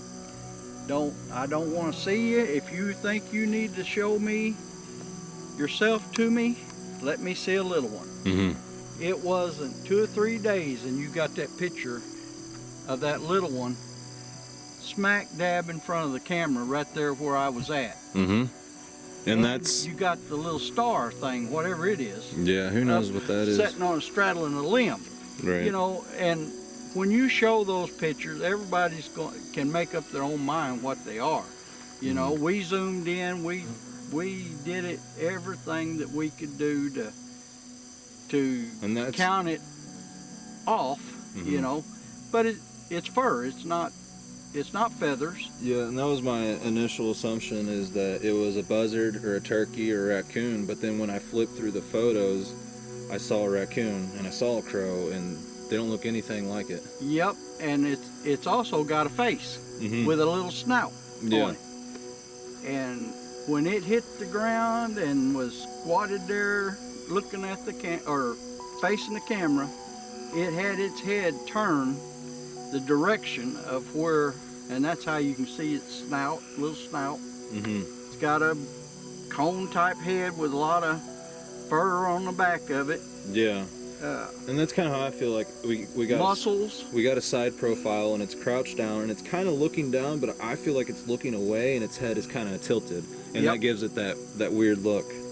But at the same time, if it were to be another animal, I mean, that's the only thing I could say is probably a turkey or a buzzard, because it's not a deer. Nope. Don't look like a bear. Well, you know what else, Miguel? Mm-hmm.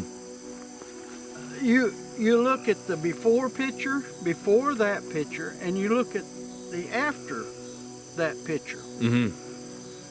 by the time stamps, and it's only there for that one picture. It's not there for 2 or 3 pictures. Yeah, that's the strange thing. You know, it's there and then it's gone. Mm-hmm. And it don't show it moving off. It don't show nothing except for it there, and that's it. Yeah. And people can say what they want to, but until they experience all that kind of stuff, they really can't wrap their minds around it, because I can't. It don't make sense. It's not rational. Mm-hmm. And the people that want to complain, no pictures, no proof, well, that's what you get. And you never can really identify it, really anything. Because you're only getting bits You're and pieces. only getting bits and bits. You don't get a whole film roll of whatever this was. You might get one picture, and that was a real good picture. And if anybody can break it down once we put it out there. If anybody can break it down and see something different for sure, then we'd like to know what they found. You know, to us, it's a small one. I asked for it, and that's where I asked for it to show me a small one, and it happened. And that's all I can say about it, because, and that's in the area where everybody was seeing the black shape, though. Yeah, so that's what I think is interesting. That's where we seen the black shape that was, because to me, going real fast. We couldn't tell what it was. All we seen was a black mass going across the. At that time, back when we was seeing that, all the leaves was gone off the trees. If they'd been like this, we'd never seen it at all. But my wife's standing out there on the back porch talking to a guy about telling him where he was at and stuff. He was kind of lost, and she seen it right behind our house. You know, and it was in the wide open, but it was there and it was gone. It just, you know, it was that fast. Right. And you just can't, you know, it's like us standing out here right now. If one was to walk across this field like that deer right there, you'd have a real good picture. Yeah, but, and they don't, that's not something they do. No. And people want to complain, well, not really complain, they get aggravated that there's no pictures, there's no evidence, but I think from what the research shows is you're not going to get it so easily. And they're not going to walk out like this, or like a bear. Yeah, they're not natural. No. They're not, there's something about them that they come and go as they want to. And that's the only thing that you can really But what I'm say. seeing is intelligence, and they seem to be self-aware of their own existence, and they probably don't have a set territory. I've had a lot of Native American people message me and telling me things since we've done this, and it's been really interesting. I really appreciate it. Every one of you that you know who you are, that given me wise thoughts, and I really appreciate it because it helps. It makes me feel like, well, it was, you know. But man, I want to mention real quick while we're here, that back field is just dark. Here, let me brighten it up a little bit. But see that big black strip going through there? yes, All the way across the bottom? yeah. Anything could be looking at you and you wouldn't Well, be able to sure, tell. you couldn't see it. If a cow was back there standing, you wouldn't see it, Yeah. you know, especially a black one. And personally, I kind of feel like Come on, babies. we may be, I mean, something could be watching us right now and we wouldn't know it. No. How could we possibly know? The only way you'd possibly know maybe is these deer would be acting up. And that's what I use these deer and I use my cattle to kind of let me know when something's around, whether it's a coyote or whatever it is. Because they know way before we do. Right. You know, they'll start looking in a direction, and they may be just another deer walk out, just like a while ago. You know, them deer that was standing down there were looking down there, and them 3 deer walked out Right. of the creek. But that creek is dry. It's just a drainage. Whenever we have a heavy rain, it takes a big rain for it to get water in it and start flowing. But so therefore, a lot of stuff can use that as a runway all the way down through there. And the reason I keep it like it is to keep it from washing the banks to where it don't cut through the field and make a new creek, because it's 12 foot deep out there most places, just down to the bottom. Do you think we should set up a camera in there somewhere? Well, I've never done it. We could. Yeah. I was because surprised I to see know those the deer. hogs- The deer came out from there. Yeah. The hogs, I know, used it back whenever they were rooting all these fields up. Mm-hmm. And like I say, when them creatures are around, them hogs aren't around. And right now, I don't have a hog problem anywhere. There's no sign of a hog. And I'd lot rather have them, if they're Bigfoot, I'd lot rather have them than I would them hogs. Mm-hmm. It costs a lot of money for hogs. You know, a cow being killed here and there, it costs a lot of money. But so, you mentioned the lights that you've seen. Yep. That one time you saw them around the deer. I wanted to mention that I've noticed strange lights in my trail camera photos for over 10 years. Yeah. And I kind of just thought it was due to exposure, you know, I the just light thought hitting was it. bugs. Or the moon. Yeah. Yeah, or bugs. But we got several photos, and there's the light, and then the deer and the raccoon are both looking up and directly At that light. at that light. Yeah, they're completely mesmerized by the light. Yep. And those what is it, 4 or 5 lights in a row that we used the timestamp to watch it come from, it was coming down. Mm-hmm. And in 1 minute it dropped about 3 foot just right at a deer. And but that particular picture, the deer wasn't even paying no attention to him, but it was right there at it. Mm-hmm. At the deer. But now that one orb or light, whatever it was, that deer and that raccoon was standing there looking right at it, Mm-hmm. was a good one, you know. Yeah.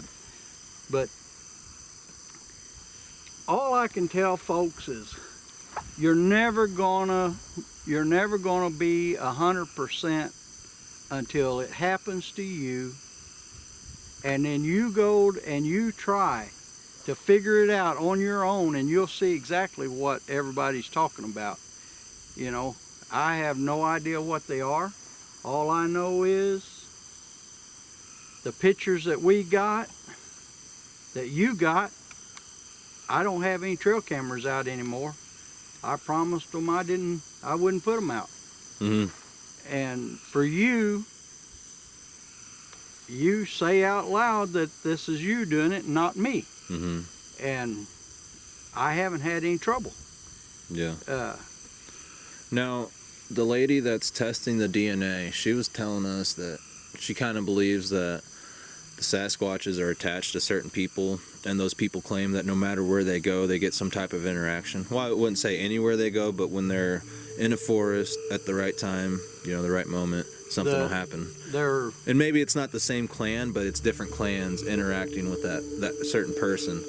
Yeah. Now, how in the world do they know that one person? Maybe they know it just by like these deer are. Mm-hmm. Well, they can sense. They sense your intentions, maybe. Mm-hmm. You know, I mean, these deer here, a lot of them are here in the wintertime, and they know when I'm around the farm, because I'm all over this farm, Mm-hmm. in this mule, in this gator right here, this John Deere gator. I hate to really say John Deere gator, Mm-hmm. because, you know, I haven't had real good luck with John Deere. Yeah. And for me to give them any kind of advertising just kind of turns me the wrong way. Okay. Could you run us through your encounters in Panama with the howler monkeys? I mean, Yes. if you would. I was down in Panama doing jungle warfare training, and it was in, I believe, 1982. And I had heat stroke and was in the hospital for a week. and they was going to have to recycle me through the jungle warfare training. And I told them, I said, I don't want to do it again. I said, just take me out there so I can do some training and I can go home with everybody else. So they did. They took me out and they put me on a mountain, on a big mountain, to be an RTO man, a radio operator man, which the people that was out in the jungle would call to me, and then I'd relay their message back to headquarters, and in case somebody got hurt or something, they'd fly out and pick them up. Well, this mountain and the people that dropped me off on this mountain, there was a waterfall that I was on a little shelf underneath this waterfall, and there was a big rock that had fell off the face of this waterfall. Well, they didn't tell me that that was the only fresh water there was on that island there until they come pick me up after dark. But I was sitting there and everybody was gone. Everybody had already come through, and what they had to do, that was the last thing that they had to do for their training for that day. They'd climb the mountain and they rappel down the waterfall, and then they'd make a poncho raft and swim across the river. And then they was mainly back at main headquarters. They'd be a truck or something, pick them up over there. Well, I was sitting up there, and like I say, everybody done come and gone, and the ungodliest noise. There was a pool of water up on top of that, just above me, right there, that everything come to get a drink late in the evening. I didn't know that. I knew the waterfall, you know, but I had no idea.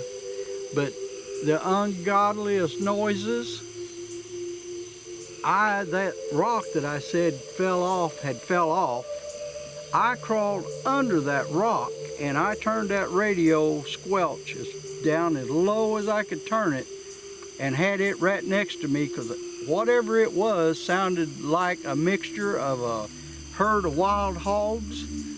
I don't know. I mean, it just terrified me pretty much, because I was up there by myself, and it was going to take a while for anybody to get there to me if something happened. Well, anyway, I heard this boat coming to get me. I thought, all right, it's already dark, and that boat shut off. And they was probably a quarter mile downstream from where I was at. And I said, oh crap, now why did they do that? It's already dark. It's going to be hard to see to get back down off of here. Well, what it was, them guys were stationed there at that place, and they knew about that water hole, and they knew them howler monkeys was going to be up there. So they just wanted me, and they thought that was funny. I mean, it was a real dandy, because when they got up there and they was laughing and carrying on, they said, oh man, all it is just a little old monkey that stands up about that tall right there, and said all he does is just scream and holler. He won't do nothing to you. I said, well, how did I know that? He said, well, you didn't. That's what made it so funny. He said, but we know they wasn't going to hurt you. But the ungodliest noise you ever heard, and that's what this here reminds me of, because you cannot mimic it, and you couldn't mimic what they were doing, what they was hollering. And when you get about 20 of them things all doing different vocals, hollering and stuff, them monkeys, oh man. It's worse than a herd of turkeys coming up a ridge when you're out there hunting, and before daylight, and they're scratching, and it sounds like something big walking right up on top of you, and all it is a flock of turkeys scratching and eating along. But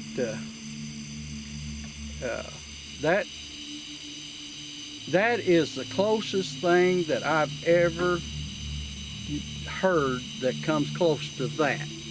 is them howler monkeys. Yeah, it's neat that you experienced that, because now you're dealing with Bigfoots, and they claim that they sound like the howler monkeys. They do. Well, that's the only thing, because It's the closest thing. About all my vocals has come from right back there. Really? Yeah, right back there. That's Trail 5 back there, just on the other side of my fence over there. And it's always, because my house is right there, down there about a quarter mile, half mile. And when it's quiet like it is tonight, and something, whether it's a wood knock or something, it's usually right down there. And the hollering, the wood knocks, the whistles, a lot. Now the whistle of my grandson was right down there, and the cattle run all the way down this field right here, and we were just doing circles back there at the back until I went down there and calmed them down. But anytime the animals, the deer, the cows, and everything else is calm like these are, they're just calm. There's nothing bothering them. They're just relaxing. Then you can pretty much say things are all right. Yeah. And the wind is blowing right to them deer right there. It's coming right down this valley, right to them deer, and they know that they're safe, you know. Yeah. So, but all the things that people experience, nobody should call anybody a lie. I don't care how far-fetched it is, because if you wasn't there, you don't know. And to prove them wrong and to call them a liar, well, it's liable to happen to you. Yeah. And it could be worse, you know. So to call somebody a liar over them trying to tell you something, it shouldn't. You should just go on. If you don't believe it, fine. Hope that you never experience it. But just to tell somebody they're flat out liars and everything else, well, it's just plumb silly. It's just plumb stupid. Yeah, I agree. But because you don't have to agree with everybody, but you also don't have to ridicule people for what they've encountered and what they've done. Because a lot of this stuff puts it's to help people, and if you're getting ridiculed when you're trying to help somebody or help other people, it kind of defeats the purpose and really puts us backwards. Now, what I really appreciate, I really appreciate all the people in the comment section of these videos. When one person starts blabbing off about you being a liar, me being a liar, and doing it for money, I'm not doing this. I don't have any money. Don't get me wrong. I don't have any money. But I don't need no money. Everything I've got is right here. Everything that I need is right here. And the good Lord takes care of it. The good Lord has provided it. And it's my job to take care of it.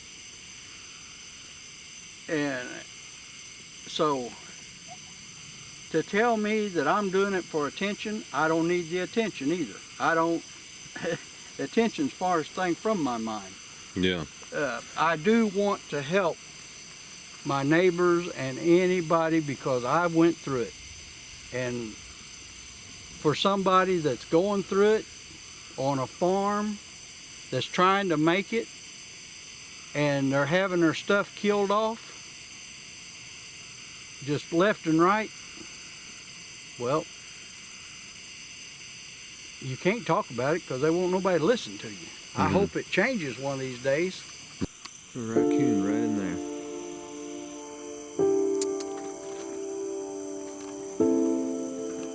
Where you at? Come on. Come on. They're the little guy. Huh? They're a little bitty. Come on. What you doing?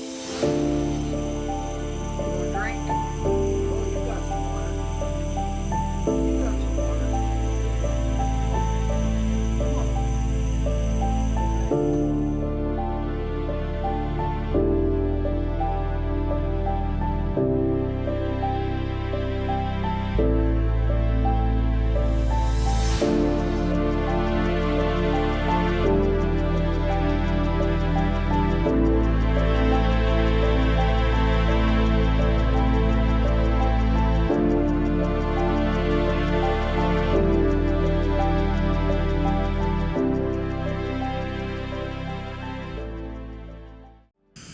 There's these little baby raccoons.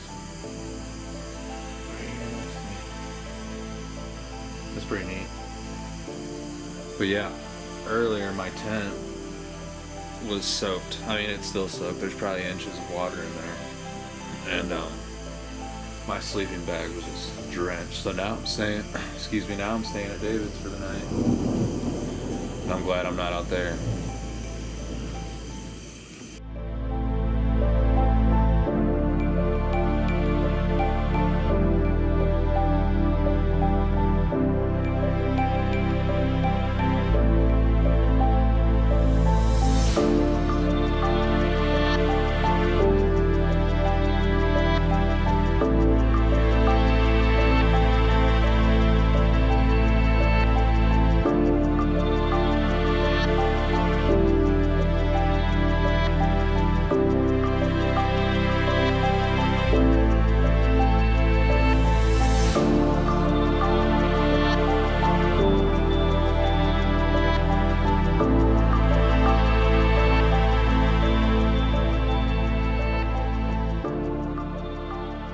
Yeah, I had an awesome time out here and hanging out with David and just exploring the property.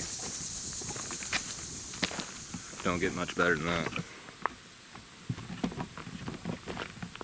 Whoa. That really freaked me out. There were some dead leaves on this tree and it looked like something was moving around. But yeah, it's a beautiful day if it wasn't so hot. And honestly, out here in the forest, it's not as bad. Just because you're in the shade. As long as you can stay in the shade and drink some water and not Dr. Pepper, like me, you'll be alright. Fortunately for me, I'm going back to the house to get some water. Yeah, this is where all the deer come down and feed right in front of David's house, or should I say right behind his house. And I mean, they'll just walk around like it's no big deal, which I think is really cool. Oh, there's some deer down there. But yeah, there's wildlife everywhere out here. And this is honestly right about the time they start coming out and doing their thing.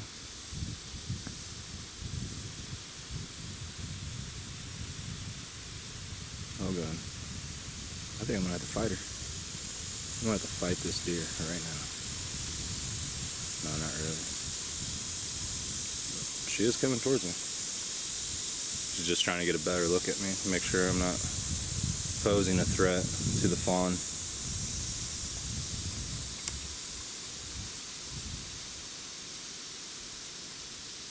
Uh-oh. Baby's doing the head rock.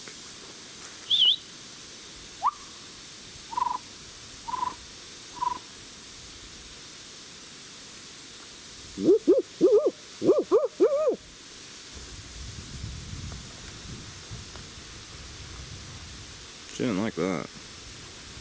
She's got her ears back like a llama right now. She don't look like she's messing around.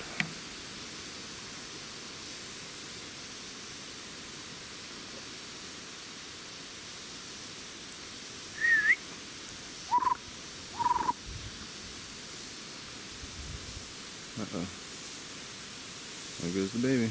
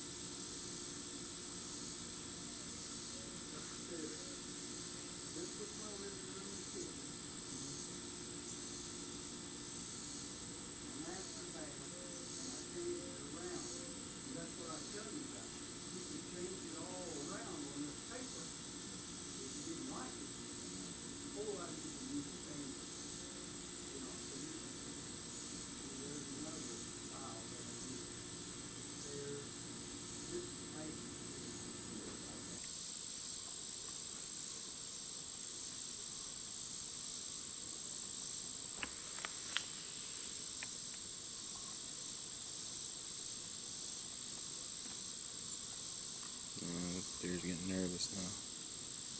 Fine. There's your drink. So these animals seem to trust David. They don't trust me, but they trust him. Oh, look, there's a bunch of deer over there. Oh, this is the one-eyed raccoon. This is the blind one? Yeah. Well, that's good that you feed him. Yeah, he comes and before the rest of them, so he can get him some. Yeah. Come on. Come on. It's They're like, okay. they're like kittens. Come on. Come on. Come on, boy. Come on. Come on. Come on, baby. We got deer all around us.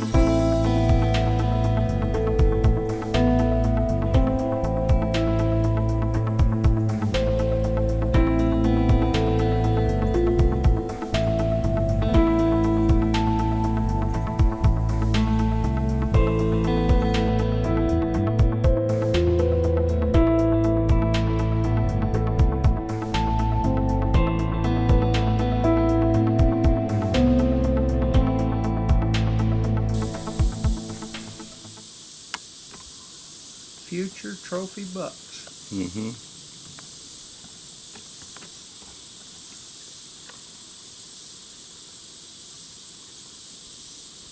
He only has one brow tine.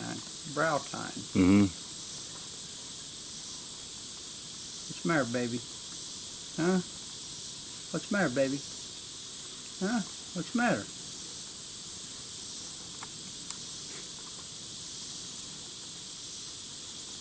Come on, babies.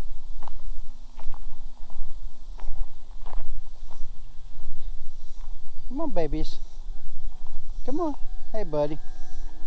What's the matter, babies? Huh? What's the matter, babies? Come on. Come on, babies. I guess I didn't really think about it until now. You were pretty devastated when you found those deer piled up, huh? Because they're your buddies. You weren't just finding wild deer, you were finding your friends. Well, to begin with, when I found them piles of deer, that was before I even moved up here. I haven't found any piles of deer since I've moved up here. That was when I was cleaning the place up, fixing the farm back up, Mm-hmm. and the place was all growed up, and But they're not gonna the replicate. twisted necks. Mm-hmm.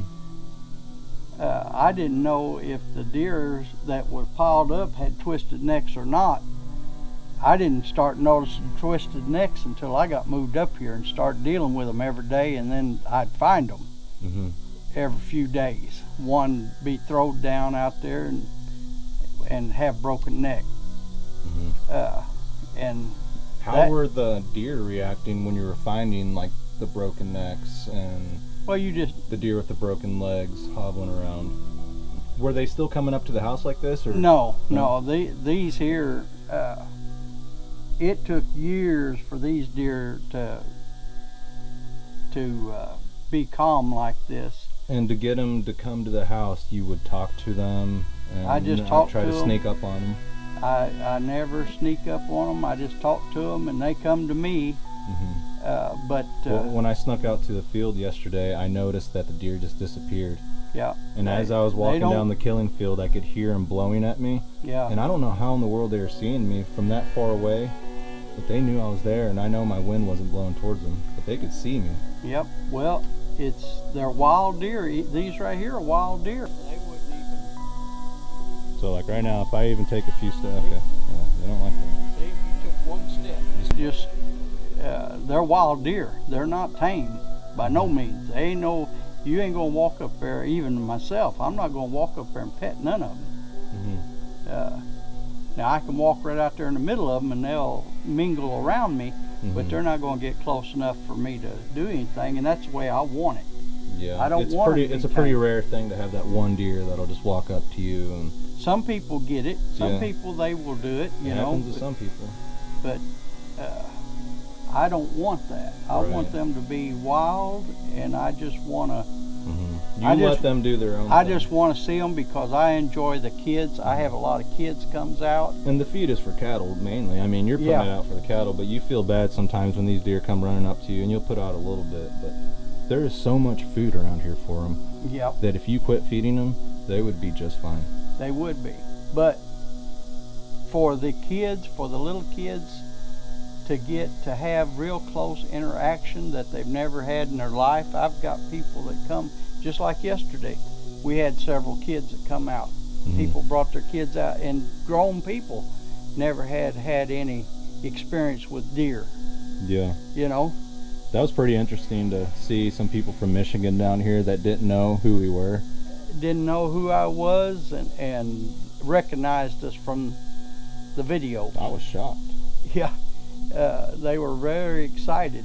Yeah, they wanted to meet me, but I think I was more nervous to meet them than they were to meet me. Well, you're going to have to get over that because Been in the woods you're too a long. likable fella, and But yeah, I mean, I've never wanted to be around people, and I think that's why I get along so well with animals. They don't talk back. right. I kind of like that too. In You know my, what I mean, you don't argue with them. You don't have to worry about them stealing your stuff. Yep, they don't. They do the same thing, and it's a common, down-to-earth thing rather Yep. than something that's outrageous. They get. They don't burn used- your house down. They get yeah.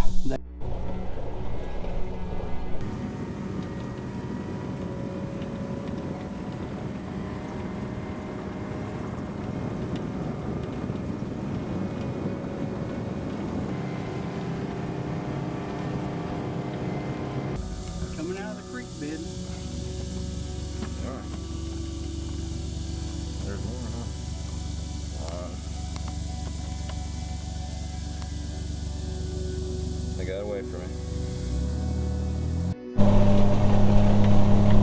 So it appears that everything's gone back to normal, but the Sasquatches are still here because we got photos and the marble thing happened.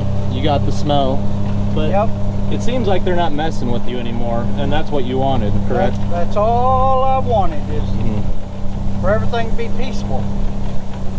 And I guess how you feel you went about that was you made peace with them and you kind of set that boundary. Yep. That's what I was hoping for, and it worked. And the thinking behind that may not be necessarily mind speak, but more that animals can sense your intentions. Yep. That's way. Who knows? You know. Or it could be People- both. It could be mind speak. People have ideas, and when you're out of options, the only thing you can do is try their ideas Right. before you call it bogus. Mm-hmm. You try it and make sure, Yeah. you know. And so far I haven't had a suggestion that hasn't worked. Yeah.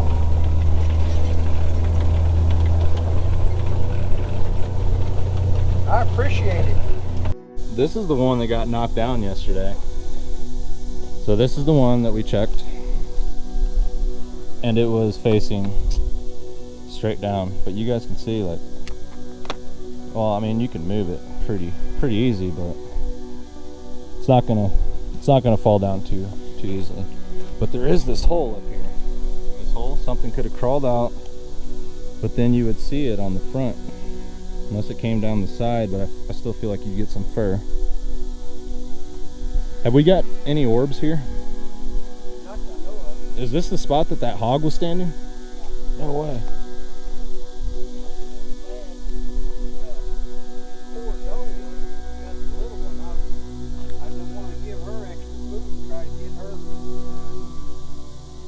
feeling better. I know she's got so poor. Mm-hmm. She may just be an old doe. That's a big piece of flint. Huh.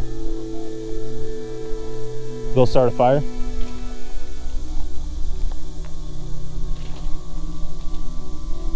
Mm-hmm. So you can see that something's squeezing through this gate. And I guess, like, if you got thick fur like a hog or thick skin, like, that just feels like it's scratching a niche. You know, it's not cutting them up. And if it does, they probably just move a little quicker and it heals up pretty quick. I feel like you're gonna have Sasquatch activity at some point, because they are out here. I think it'll be like, I don't know, maybe a scream, or you guys been hearing strange owl calls, correct? Yeah. So I mean, they're around, I believe, but I don't know, maybe they're giving you your space. They're respecting my space. Uh-huh.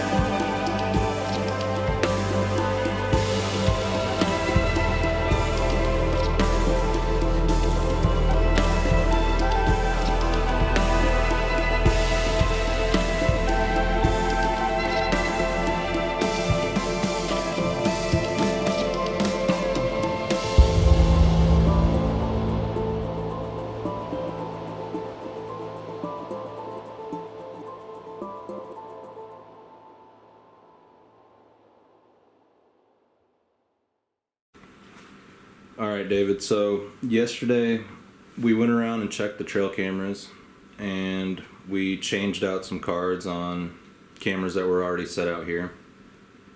And in the evening, I went out to the kill field, and I set up around 3 or 4 cameras. And one of the cameras I set up was the higher end camera, and I believe it's 32 megapixel. And I got it on video, but one of the cameras that we went and checked was facing down, straight down to the ground, and it's on a magnetic ball joint, and it's pretty hard to move, and it's on a fairly large stump way back next to the, fairly close to the killing field, butting up to the conservation land. And to me, that's one of the cameras that was the farthest off compared to the rest. But we don't see anything pushed down the camera, and we don't see anything afterwards. Nope.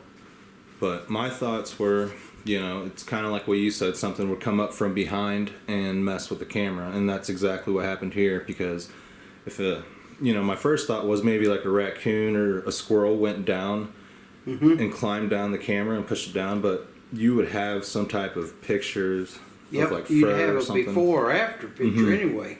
Yeah. So I wanted to ask you, what are your thoughts on that? Well, it's just the same thing that's always been happening with all my cameras. At least it wasn't yanked off and thrown out somewhere and you had to look for it. It was just facing right down at the ground. And but that just as soon as we drove up there and you seen that and said, well, that thing's facing the ground, I knew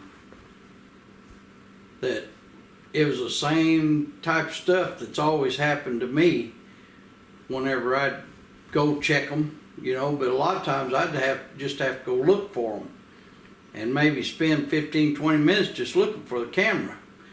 But this case, they just turned it right down to the ground.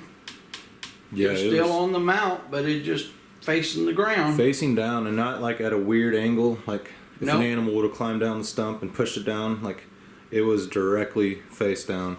Yep. And I hope I got footage of that. I'm pretty sure I was recording it. Another thing, after we left there, we went up on the other side of the kill field, up on a ridge, and we were going to check a camera, and I smelled the worst smell I've ever smelled in my life. And it didn't smell quite like a dead animal. Like, it had this, I don't know, like a vinegar smell to it, mixed with like something rotten. Yeah. But you said that must be that cow. But I was up there earlier, 10 feet from that cow, and I didn't smell anything. So when we smelled that, you took me right up there, directly to that cow again. We were going to set up a camera, and I couldn't really smell dead animal there, and I'm right there by it. So I don't know what that was. I mean, I know a smell's kind of hard to prove something. Well, and that's what happens sometimes, as you're driving through, you'll go through and boy, something just hits you all of a sudden, and you stop and you try to figure out which way the wind's blowing so you'll know where it's coming from. And that's just like up at my little water hole that I made up there in the killing field just to give the critters something to drink. There for about a week, as I was going up there to check if it was holding water or not. It's not very big, but anyway, they'd be a real bad smell, like something was dead right there. And I'd look, couldn't find nothing. And you might leave for just a few minutes and go back, and the smell wouldn't be there no more. And so I took Linda, my wife, up, and we videoed, or was gonna video. I took my regular camera, I took my video camera, I took my iPad, and when we got up there, and every one of them, I had charged the batteries on. because I wanted to video, and so I made sure every one of them was dead. They was all dead. All the batteries was dead. But we wound up, I just happened to have another battery for my video camera, and the iPad, it had like 24% left on it. I've noticed my batteries have been dying like crazy, but I don't know if it's because of the heat. But man, they're not lasting very long. Well, I normally go out in the summer and film anyways, and you know, they do their time just like any other day. Yeah. But here, they die very, very fast. I don't know, you know, but the smell wasn't there when we got up there. Mm-hmm. But we did find the broken trees. Because I got out and kind of investigated, because I couldn't figure out why. I wanted to look a little better to see that if there was anything dead there. But there wasn't no smell that day. Where was this at? Right up there by my little water hole. Okay. In the killing field. Well, I wanted to ask you kind of a series of questions. I've shown you the trail cam photos that I got off the cameras. Yep. And we got the black shape, which looks like something crouched down. Yep. You know, some type of black mass. And then we got that star-looking shape up in the tree. Yep. Which could be a crow in the morning, but who knows? And looks like a star. It looks like a star, yeah. It doesn't look like a crow. Balanced on a limb. Yeah, and then we have the lights out on the center ridge that overlooks your house and the killing field and the other field, that long field that we were in last night. Yep. Filming the deer. What do you think about those lights? Because the deer seem to be mesmerized by the light, and the raccoon. There's actually a picture where they're both looking directly at the light. Yep. Where anytime the light appears, the deer's attention is completely focused on the light. Yep. And it's just a proven fact that light is not from the camera flash or nothing like that. It's not reflecting off of that. That the animals, that coon and that deer are standing pretty much side by side, are standing there, and they're focused on that light. And that light is, you'll have to put that on there and let everybody see it. But we go by the time stamps on these videos that these trail cameras do, and if you do that, you can actually tell which direction them things are moving. In 1 minute, that row of lights, 4 or 5 lights that were all together in a line, they moved about 3 foot down. They were up, and then with the second picture was a minute later, and they had already moved 3 foot down right above the deer. And deer standing there. And then we got one bright light, you did, and this was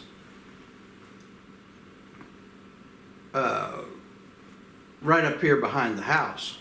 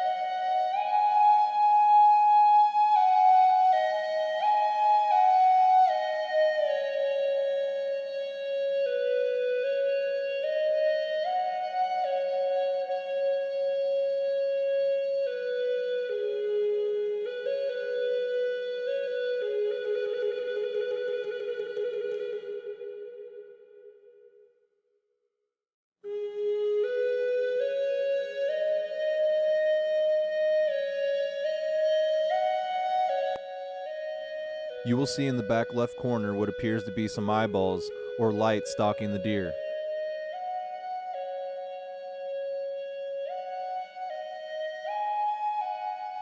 The deer once again seem to be reacting to the activity, and it appears they are helping me capture some strange stuff. That was the plan, to have the wildlife trigger the cameras.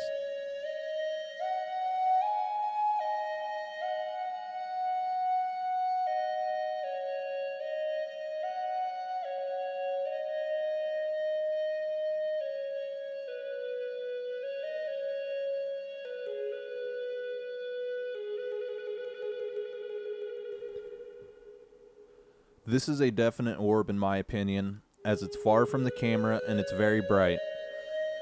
It has also captured the attention of the deer and raccoon.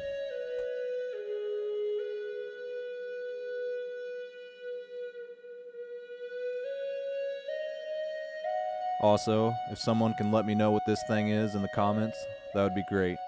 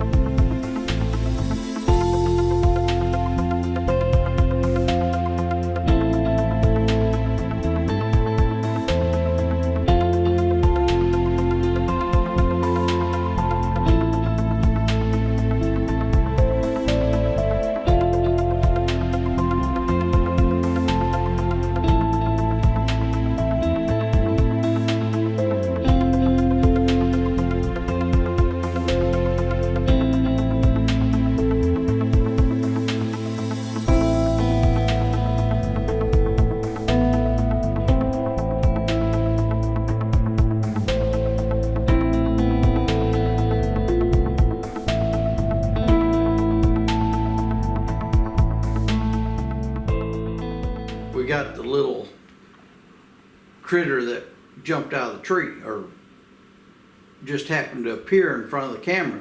Mm-hmm. That's another thing, you know. We're gonna have to go back and match up those pictures to the areas just to make sure we know exactly. Well, I know exactly you know? where that one's at. Okay. Yeah. But that was where I had been burning, Mm-hmm. and I told them that I didn't want to see them. And don't show yourself to me because you'll scare me. Now, it was dark, and I'm a big chicken anyway, but the smell was so bad that I felt like in my own inner self that they were fixing to walk right out in front of me and show themselves to me, and I told them, don't do that. You'll scare me, and I don't do that. If you want to, if you think you need to show yourself now, then show me a little one. Give you a picture or something. Give me a picture of you're young. I'm not interested in. I won't harm it. I'm not interested in. You just. If you feel like you need to show me yourself, then let me see a little one. I asked for a picture too, and that's what I want to get at is the photo that we got. What do you think that is? I think it's a little one. Mm-hmm. I think it's a little one. It's got a little snout. It's got a face. If it wasn't a Bigfoot, what do you think it is? Like a turkey or a vulture? No, it ain't no turkey. Because when when you pull up, Or a when hog. you That's not a hog. no, whenever you It looks like it's sitting up, crouched down. it We got a looks side like it fell profile out. of it. It just landed there on the ground and it squatted down with its arms. I think they're on its knees like this. Well, it could be, but Yeah. and And it's I like thought looking when down, I kind of first seen messing it, with the ground. I don't know. And to me, that's what it looks like. Oh man, I'm looking. when I first seen it, I thought it was a couple of turkeys. I'm looking at some groundhogs and hummingbirds and all Yeah. kinds of wildlife right now. And but when you zoom in, it's not feathers, it's hair. Yeah, that's one thing that I wanted to note is it doesn't look like feathers. It looks like fur, Yeah, hair. it's hair. It's like a jet black color, but it's almost got like this bluish tint to it, like where the light's hitting it. Yes. But that just could be, I don't know, could be the camera. But to Well, me, it's really close to the camera. It's not one of those photos It's where probably it's like, 20 feet from yeah, where it's the not, camera was. It's not in the woods far away like a black shadow. Like this is right there, but it's not the best camera in the world. It's right in the middle of the trail, and the trail is. Well, this proves why don't people get good trail camera photos? Well, they're cheap. Yeah. You know, to get a good trail camera, you know, you'd have to spend Yeah, and who's $100 plus. To get a good one, it's $300 or $400, and that's just one camera. And then, if it gets destroyed the first time you put it out, or Mine gets you've stolen. Mine gets stolen by people where I live at. That's why I like to put them out here. You've always I got feel better. the problem with people stealing them, Yeah. especially an expensive one. With the new batteries and the new SD card and all the pictures and time. And them the get work. caught trespassing, and they just yank it out and yank the camera out and take it with them so Mhm. that they don't get caught no more. Yeah. Uh, But yeah, I think you got something going on here with the trail cameras because, like you said, you've been having them ripped off. You'd find them thrown. that's what I. And when- mine was facing down. We got this black shape because in the last documentary we mentioned that they were seeing that black shape up there. Yep. Something black right across the road. You mentioned you want to see a little one. You don't want to see, a big one. I Yep. asked for a picture, and that's what we got. But Yeah. does it prove that Bigfoot exists? No. But do we think that's what it could be? Yeah. I mean, I'm gonna admit it. Yep. But I mean, somebody. Well, I'm going to admit it now because of what else could it be? With everything that has happened, and I always held myself. If I walk up and I can shake hands with this thing, I know 100% what it is, and that's what I was waiting on. Mhm. But that I hope I don't want after when I might have had my opportunity to do that, I decided I didn't want to do that. Mhm. Just by the feeling. Now it wasn't a terrifying feeling. It was just a feeling that they were just fixing to step out Mhm. and show and let me see them. And I wasn't ready for it. You know what it means if there's a little one, right? Yeah, they're breeding. Yeah, they're big ones.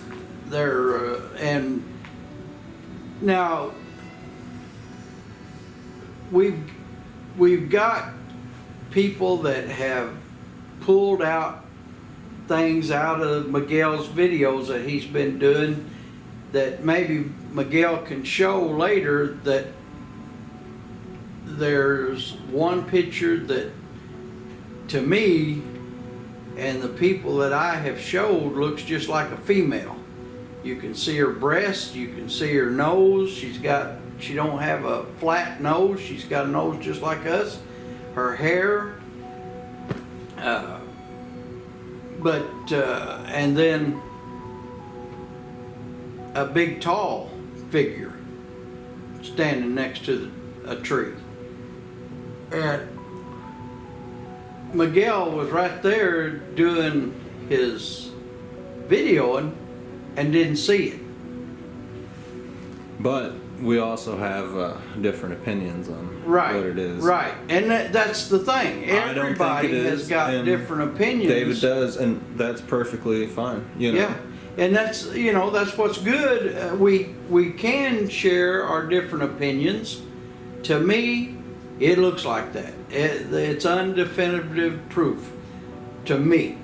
Now, to you and to probably thousands of other people, probably don't mean a thing, you know, probably. But to me, I can see it just as plain as, and Okay. but I respect that, and I'll show it in the video. But and then, you know, You had another one, that one that we were able to recover. yeah, that turned into the bear. Yeah. Well, I mean, we can show that because we pulled that Well, off your people- computer. I don't know if you people- got it. If we got it off the trash in your computer or the trash bin, I don't know where. Yeah, But the people I just had a I know I got it on guy my ask computer. would love to see the one that turned into a bear.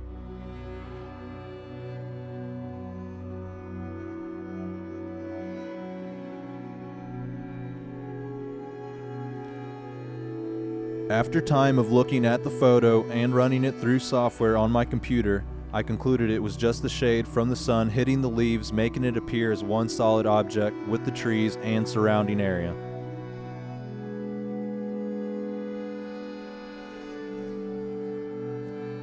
Here I will outline the leaves of the oak trees and connect it with the tree.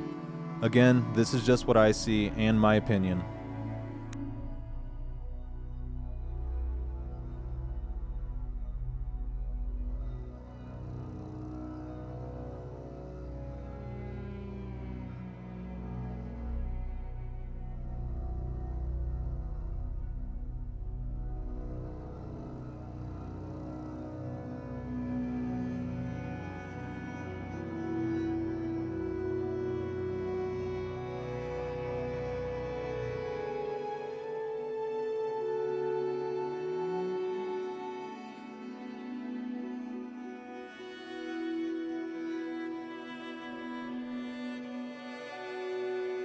This seemed to look like a foot at first, but after zooming in, I saw it was once again the leaves collectively creating an image.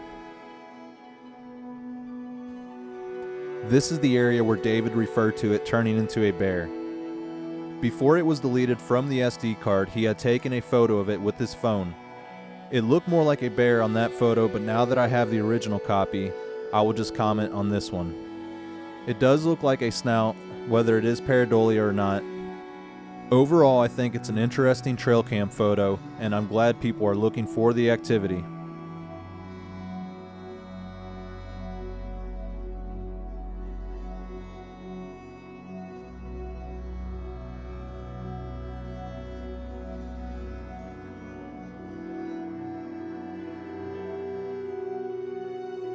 Here's one a fan sent in. To me, it looks too small in proportion to the tree, but it is odd. I looked for it in the second documentary, but I couldn't find the timestamp.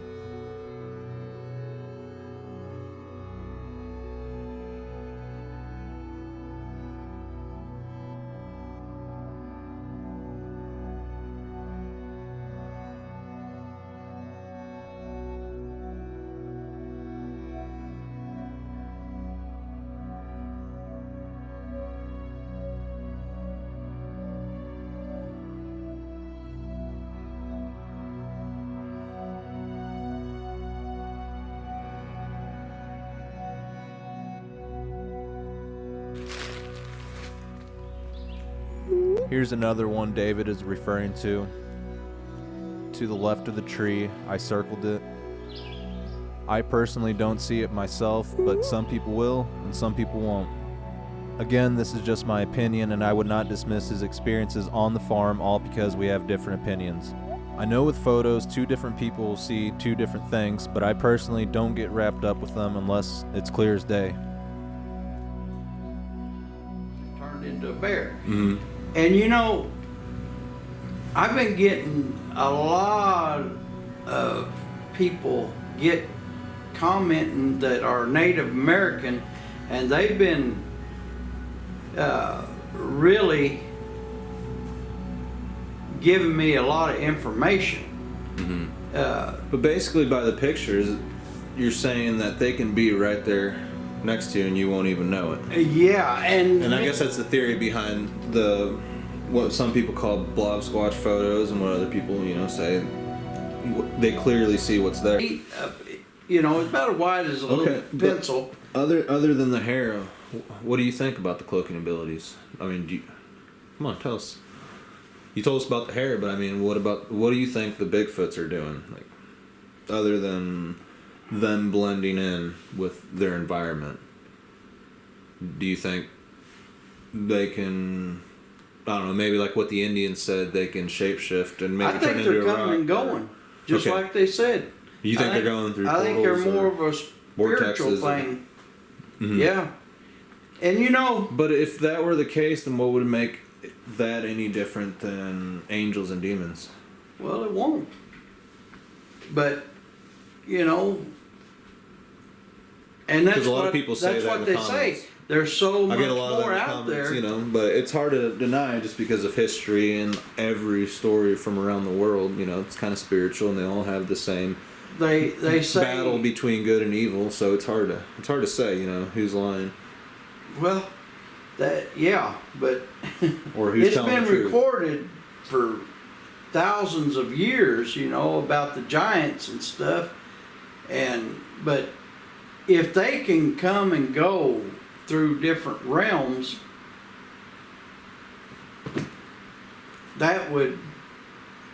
So you think that's kind of what it is? They're physical, they're here, just like we are, but they're able to manipulate. Well, just look at science and NASA and all them. That's what they're. Mm-hmm. That's what they're trying to get into, is go through a wormhole to get to these other planets right now, and been doing it for years. Been trying to figure that how to do that. Well, are you saying it's more natural than what we even think? Probably, it doesn't have so much to do with technology, but more with the natural earth, and maybe it's an ability that we all lost. Yep. Or that we were cut off from, because it seems like the Bigfoots have different laws than humans. They have their own structure to their life, and one of them is definitely do not communicate with humans. Humans are bad. Yep. Stay away from humans. I have had so much people commenting and sending me information, and it's like anything else, We're gonna have to get a drone in here, like a drone. Yeah, one of the DJI drones, the higher end ones with the thermal. They're not as expensive as they used to be, believe it or not. No, but I tell you what, $100 is a lot of money to me. It is. But when you're talking $1,000, that's really bad. But we'll find a way to do it. What'd you think about that big hog that we got a photo of? That was how big do you think it was? Oh, it's 250. Oh no, that one was probably close to 350, 400 pounds. Yeah, that one was. And big. That's the first hog that's been back, and you only got one picture of it. Just one. Why is he alone? And do they travel really far? Oh, they travel. Do they? Why is he alone though? Do you think there was them more? lone boars. Do they hang out by themselves though? The big old boars. Oh, okay. Yep. Until they find that looked bunch sows. That looked like a domestic pig mixed with a wild hog. You think that's what that was? Well. They say. I mean, some of the bigger ones. The only way they could get that big is by mixing with like domestic hogs, like some of the ones in Texas that you see those giant photos of Hogzilla. Yeah. I mean, that'd be scary to encounter in the woods. I'd rather encounter a Sasquatch than a giant hog. And I know people are thinking I'm exaggerating. I'm not kidding. That picture that you got was back in July, wasn't it? Yeah. Of the hog? Yeah. I feel like a Bigfoot would have enough sympathy and thought process to not want to kill me, to where a hog would instantly want to kill me. Does that make sense? Well, if you corner them. Now, normally a hog is not out to get you unless you corner it. They'll run immediately. They will run. You I heard they'll attack lucky immediately. to see them. Huh? I heard they'll attack almost every time. Like the big ones like that. If you sneak up on them. No, they won't. No. No. Okay, that's good to know. But if you corner them, they'll try to get away from you unless you surprise them. Yeah. You know. Yeah. So if you walk up on one that's sleeping, I don't know. If you walk up on one sleeping, it's gonna jump up and get you. It could jump up and get you.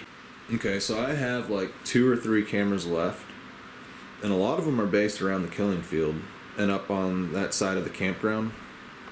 But I'm thinking I might take 1 or 2 down and take like 3 or 4 over here where we are getting the lights, where we've seen the black shape. If we put it up there, where do you think we should put them at? Definitely where we got the one picture at. Do you have any other places in mind back there that you think would be really good? We might just put them right along the ridge top up there. Seems like all the activity that we really get is along these ridge tops. Mm-hmm. So they're looking down below. Yeah, and all the animals, deer included, they'll travel the ridge tops, but these acorns, if we got any acorns, they're going to be dropping, and you'll get a lot of animals. But what shocked me was during the winter back there in the killing field when we were filming, whatever was knocking, it was pretty loud. I thought so, and when I looked over, it got a lot quieter. But it was it wasn't all the way up on the ridge, but it was still going up the ridge. But even then, when there was no leaves, I couldn't see what was back there. No. And normally when it's one of the woodpeckers, you'll hear them when they fly off. I mean, they got red, white on them, so they're noisy creatures. You'll hear them pecking, but this is different. And I thought that was odd. But yeah, I think you're right about them using the ridges. But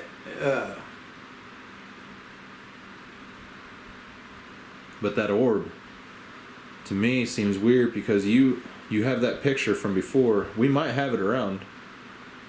Of you got an orb, which I said it could have been the moon, but now that I put my cameras over there, I'm starting to get orbs too. And last night we got a really bright one. I mean, one that looks like a flashlight on in the woods. And I mean, hard to believe someone would be back there. But if it was somebody, that deer wouldn't be standing there. No. Because they'd hear him walking with the flashlight and crunching on the leaves at nighttime, you know. Linda sat there and she's watched lights over here on this other hill in the wintertime, just like somebody over there with a flashlight walking around on the side of the hill. Many times she's told me to get up and look, see who that is out there. And I've got up and looked, but it was gone. By then, they just go out. But yeah, the first time that I seen orbs, I was too scared to go check because I was going up there to see where the heck those 3 whistles came from. And then it was almost getting dark, and I could see like 2 lights bobbing through the woods, and I was like, man, are people like holding cell phones trying to see where they're going through the woods? But it looked like 2 orangish, like orange, yellowish basketballs floating through the woods. Yep. But I didn't know what to think of it. I didn't want to go up to it in case it was like paranormal, like ghost stuff, you know. Because I didn't know Bigfoots did that. But months later, I started listening to stories and people started mentioning orbs with the Bigfoot. I'm like, whoa, maybe that's what that was because the whistles, you know. Yep. And that's why I was out there looking. So. Well. It all led up. It doesn't happen in 1 day or 2 days. Like, it may take years for all the activity to finally come together on somebody's property and for them to realize what's actually going on around them. It took me at least 6 years to pattern enough stuff because it, like I said, it don't happen every day.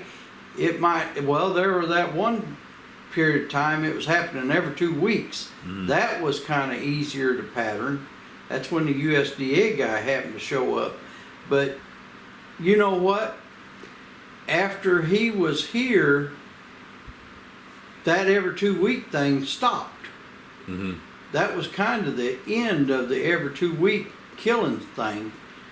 But I don't know why. I mean, but anyway, he set up his, maybe because of all the traffic that we was doing, trying to trap them hogs that he was trying to trap. But it's hard to believe that the Sasquatches would just kill deer like that, you know, because these Native American people that's been. It tells me that people are doing something wrong, maybe, or maybe they wanted to leave a message. I don't know what the Arkansas hunters were doing, but they're telling me that it's not Bigfoot killing them. But now, and that's the thing, because Native Americans, they would never waste anything off a deer. They'd use every bit of it. They said it was something else. They're connected to Bigfoot. They called him their big brother, you know. Yep. And I don't know. I've heard stories, you know, on Dixie Cryptid where, you know, this Bigfoot and is just hanging out there while this moose and its baby are eating, and they're both just looking at each other, doing their own thing, and it's no big deal. And then I got my trail camera photo where those two little fawns walk in front of the camera and trigger it off, and you see the faces, or, you know, the Bigfoot face. I mean, it seems like they're in there together. Whether the deer know it, I'm sure they do, because they can sense that, but it seems like they live together, always, in peace. And the Bigfoots only take when they need something. It's just like last night whenever we went over here in the field, and all the deer, when we started talking, they started coming to us. Mm-hmm. You know, it could, if you don't hurt them, if they don't, it's kind of like even though you stink, and their natural instinct is to run. In Africa, like lions, as long as they're fed and they're just laying around and just playing, the deer and antelope, they'll walk all around them. Yeah. It's when they're hunting, you know, when they're trying to be sneaky, that they'll all take off running. But when they're just laying there, it doesn't seem to bother them, and they all coexist together. We stood there and talked and did that little deal last night for what, 30 minutes? Mm-hmm. And them deer stayed all around us. Mm-hmm. Feeding all around us, and the wind blowing right at them. But we was just standing there talking, and they wasn't paying no attention to us whatsoever. Matter of fact, they just come to us because they heard us talking. So like on... And I think they do the same thing maybe with if these things aren't killing them. Yeah. And I think you got a better shot of knowing if something's here compared to like the Skinwalker Ranch, because they had to get llamas and all that, but you have like the natural deer that actually live out there, know the land. You have the cattle that are out there all the time, so when they freak out, I know something. And they're freaked out, you know, they're running and mooing, and the deer coming up to the house, you know something's wrong. Well, these cattle has tore my yard fence completely down trying to get up here by the house. And we know there's predators. I just got tired of building a fence around the yard, and it's just on the ground, you know, because when these things... This is the safety area right here. Evidently. Every animal knows that it's safe around here. The deer, the cattle, the foxes, the groundhogs, the raccoons. The coons. And I don't mean like here and there, all at once. Like it looks like something out of a Disney movie. They all come, and I mean that right there sounds unbelievable. Mm-hmm. But no, and you are right about like if someone shoots a deer out there in the kill field, it's going to hobble up to the house, because when I was having what I claim to be the Bigfoot activity, what I know to be the Bigfoot activity at my place, there was a deer with the front leg that was broken, just like that buck in your video that we put on the documentary. And she kept coming up to the house. She'd come up to the yard, and she wouldn't run, but it's like, I knew that something was following her. I knew that coyotes or something were trailing her. Well, now I think it's something different, obviously, but at the time I thought it was coyotes. And I was like, she's coming up to the house. For safety. You know, for safety. But it makes sense. Yeah, that's where they go when they're really hurt. They're going to go towards people. Unless they know a person shot them or something, and then they're going to run away. That's different. Yeah. But it's just amazing what animals will do whenever they live around. It's almost like humans. They know that a human could possibly help them. It's their last resort. You know what I mean? These does, that has these fawns. I've got, well, now probably 10 right here behind my house that have their little ones right here, and then them little ones, whether they turn out to be bucks or whatever, they come back. Now the bucks, they'll migrate off because the does will run them off whenever they get big enough to start breeding or start messing with the does, but they'll still come back. Mm-hmm. You know. Yeah. And they say that there's dogs that are trained out to like smell cancers and stuff like that in people. They'll bring them into hospitals, and like if the dog detects it, they'll know it. I don't know how, but I mean, maybe I think it's like some type of chemical change or reaction within your bloodstream, and you know, it starts stinking or something. They can smell that. They pick up on it. Well, it's the same way as if you're hunting, animals can detect that pheromone or whatever it is. I'm not no expert, Mm-hmm. but I know when you're hunting, you're not apt to see near as much as you are if you're just wandering around, walking, taking a hike. Mm-hmm. You know, Here's a weird one. In the conservation magazine, it says, hurry up and try to take a picture after you catch, you know, a big fish, but it says, when you take a picture, hold your breath. Like, because I guess when you're breathing, the fish will just freak out. So I don't know how they're able to sense that, you know. If you hold your breath, then it freezes. I don't know. That's a strange one. Animals do weird things, that's for sure. We're babbling a little bit, I guess, But I'd really like to know, like, what the Bigfoots are doing. I think that would be next level for human beings, a next step. And I feel like it'd be very beneficial for mankind to figure it out rather than let things take course how they're going and let higher powers take full control of things, because I feel like industry could destroy their habitat and different things and start a war between humans and them. Maybe that could be why there's more of them and why they're showing themselves to people. They've had enough, you know, maybe they've been there the whole time and they got no choice, you know, that they're backed into a corner. There's so many houses now. I mean, look how much America's grown in just 100 years. Yep. So what's how's this world gonna look in the next 50 years? You know, will there even be anything left? Yeah. Trees, you know, maybe they're trying to warn us of something coming. Yeah, well, because they seem to know a lot.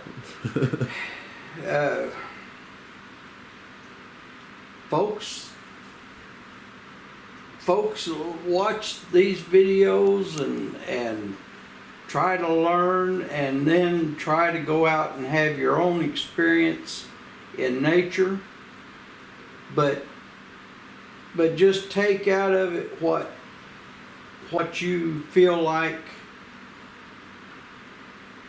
because not everybody's going to have the same things I've got. There is a lot of people that's got the same problems I've got, come to find out, I heard wrote in the comments and emailed me and stuff. Mm-hmm. And it's a shame that how many people are really... Yeah, it seems like it's going on everywhere. Some guy in Texas said he's got the same thing going on. Yep. A guy in Oklahoma said the same thing. I don't know. And certain times it's different. Yeah. Cattle, you know. Sometimes it might be their calves, sometimes it might be their cows. Uh-huh. And sometimes it could be the bulls. But so here's I heard somewhere that the Osage Indians said that when more people in the future begin to see a lot of Bigfoots, you know, the end of days are coming. I had a Mormon from Utah contact me the other day, and I think it was a she. She said that they're connected to Abel and Cain. Has something to do with that. Yep. And I've heard that several times. I've never really dived deep into that. Because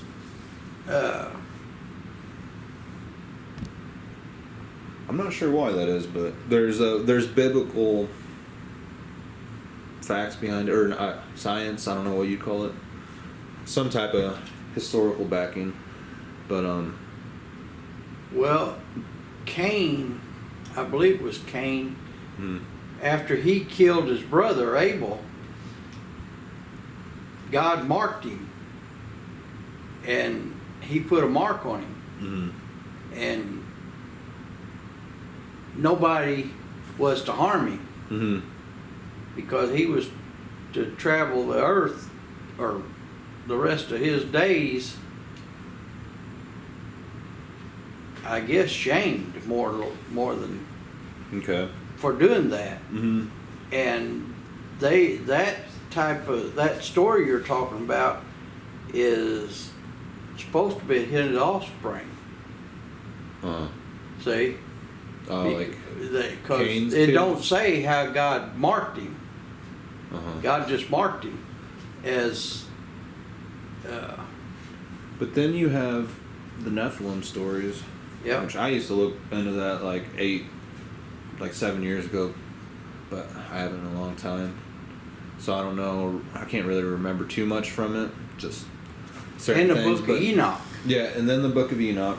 So there's all kinds of theories behind the history of how Bigfoot got here. I mean, there's even people that claim that UFOs brought him here from a dying planet, you know.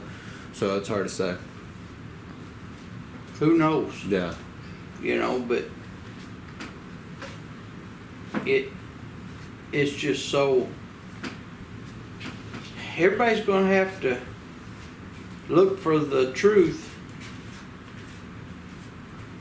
on their own, the only way they can, because there are a lot of people that's going to hoax things, and I don't know why in the world anybody would want to try to hoax, maybe for popularity or whatever, you know. To me, I just soon be left alone. I don't need to have popularity. That's the least of my worries, because I'm content right here with what I've got, with what God's blessed us with. Feathers I got. Did you get some? Oh yeah, you said you Yeah, got I some got feathers. Big feathers. Let me shoot. Found one night and found one almost the exact spot the next night. But yeah, to know that I'm holding something that possibly a Sasquatch carried around could be insane. Something carried around and put it on the porch. Yeah. Well, my I didn't put feathers it there. was my feathers was just put down there in the road. Yeah. Is all they was put. Oh, are they all the same ones? Mm-hmm. But like at different times? Yep, one night and the next in the. Then there's been some little bitty ones down about the same spot. You keep finding them in the middle of the trail though? Is that what you said? I'm finding them right there. As I'm walking to the In her walking path. on my down there. walking path, go to down the road. Mm-hmm. They're on the side of the road, about the same spot. Okay. Yeah, when I would go out to my trails, to my areas, I kept finding these blue, white, and black feathers. They're smaller, but they're always in the middle of the trail, on my chair, or on a stump, I've right there where always- I'd see them. Yeah, I always. And I didn't think so anything. they're probably bringing them to you. Mm-hmm. I was always told that when you find the feather, that it's that the guardian angels Really? leaving. Yeah, an angel's leaving. Well, at that time, like every time I look at the clock, it was like matching numbers, or I'd see it on TV, but it was not happening like once or twice a day. It was happening like all the time, like multiple times a day. So I was kind of connecting the Sasquatch stuff with that.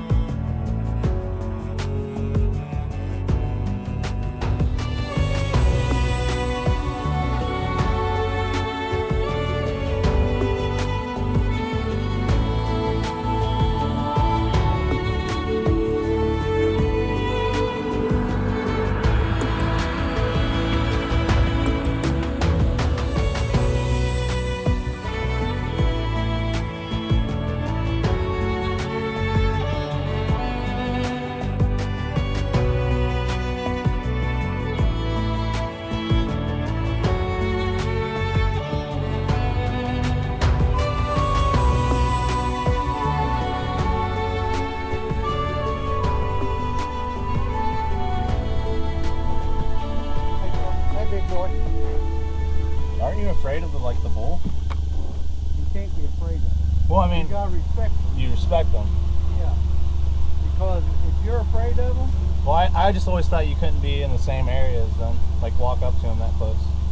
if they've been mistreated, or if they've been left alone and not had some of them that's out and they never have human contact, they will get you. Yeah.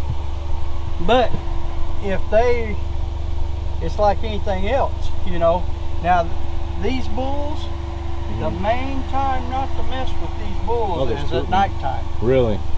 Yeah, when they can't, and then they So it's dangerous to walk out here at nighttime. they better know who you are, because even myself, if I was to walk across this field right here and get next to these cows, he's not near as bad as the old bull was that got killed. But anything that gets around at night that he don't recognize, He's gonna mow it down. he's going to, hey, Cookie, That's an upcomer right there, big bull. yeah, he's going to go to market here before long. He's ready right now. Hey, big boy. With how big a Sasquatch is, you think you can just pick that thing up? Probably not. Well, I don't know. the other bull Well, they can pick up a tree. The other bull that I have was bigger than him that killed him. Something lamed him up, and that one there is lame right now. Yeah. So, hey, get out of there. Get out of there. Hey, what are you doing? Well, that one guy from Oklahoma said that Sasquatch got in a fight with the Brahma bull. Yeah. But I mean, Yeah. with how big they can get, I mean.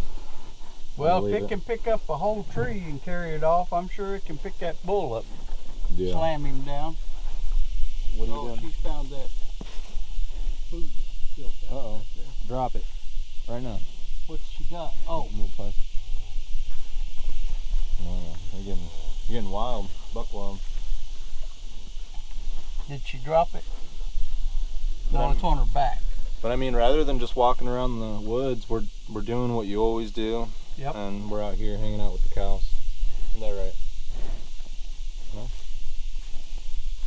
But I'm just saying, I guess if we were gonna have An encounter. encounter reaction, right now they'd let us know. Which that'd be a bad thing if The cows would let us if the know. cows freaked out right now, we'd be right in the middle of the stampede. Good thing we're in here. That'd probably tip Hey us there, over. Creamy. What's up? What did Alyssa say she calls that calf? That one right there? When these little bulls start acting like little bulls, it's time for them to go. Really? Yep. Like getting mean or like riding? No, They jump up. they'll run these cows to death. Yeah, they won't ever be able to get a drink or nothing. Huh? Or, And a bull, when a cow has a calf, a good bull will keep everything else away from that cow, even though she's in heat. When that baby calf comes up to suck, he'll keep them other little bulls and stuff away from that cow, so that baby cow can eat. I quit cleaning on it right up here. it's almost out. Past it. Yep. It'll be cleaned out come hunting season. Yeah. All these are fire breaks, fire trails, what they are.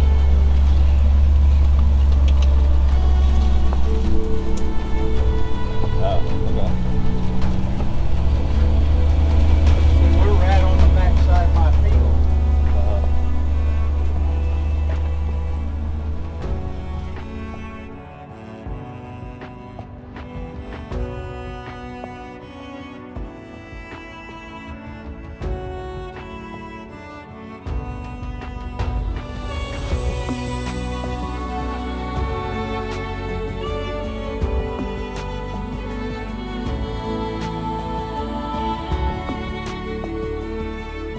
You got your saw? No? You want me to cut that down with my bare hands? Could you go out there and give a hee-haw chop?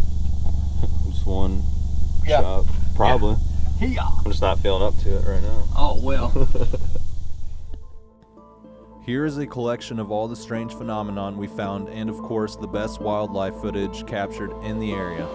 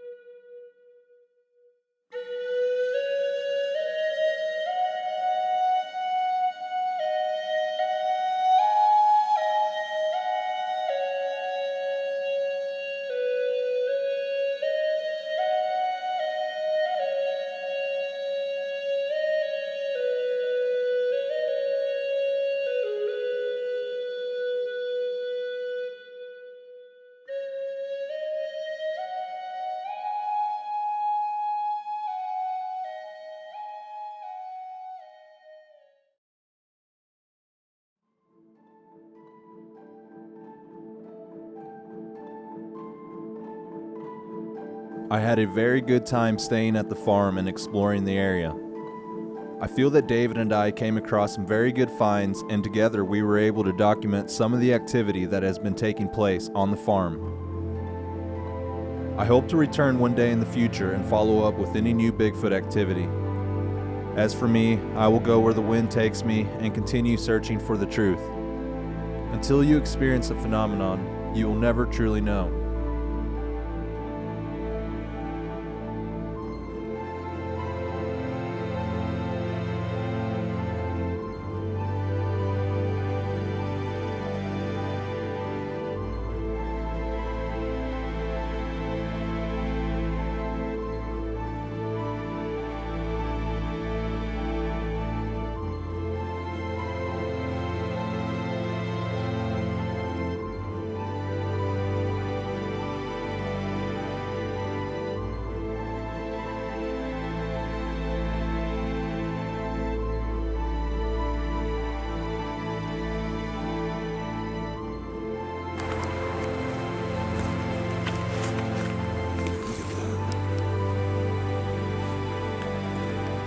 One heck of a structure there, a teepee. This is like one of the biggest teepees I've ever found. That's wild. Right here next to a highway in the Mark Twain National Forest too. You can see a bunch of sticks stacked up there.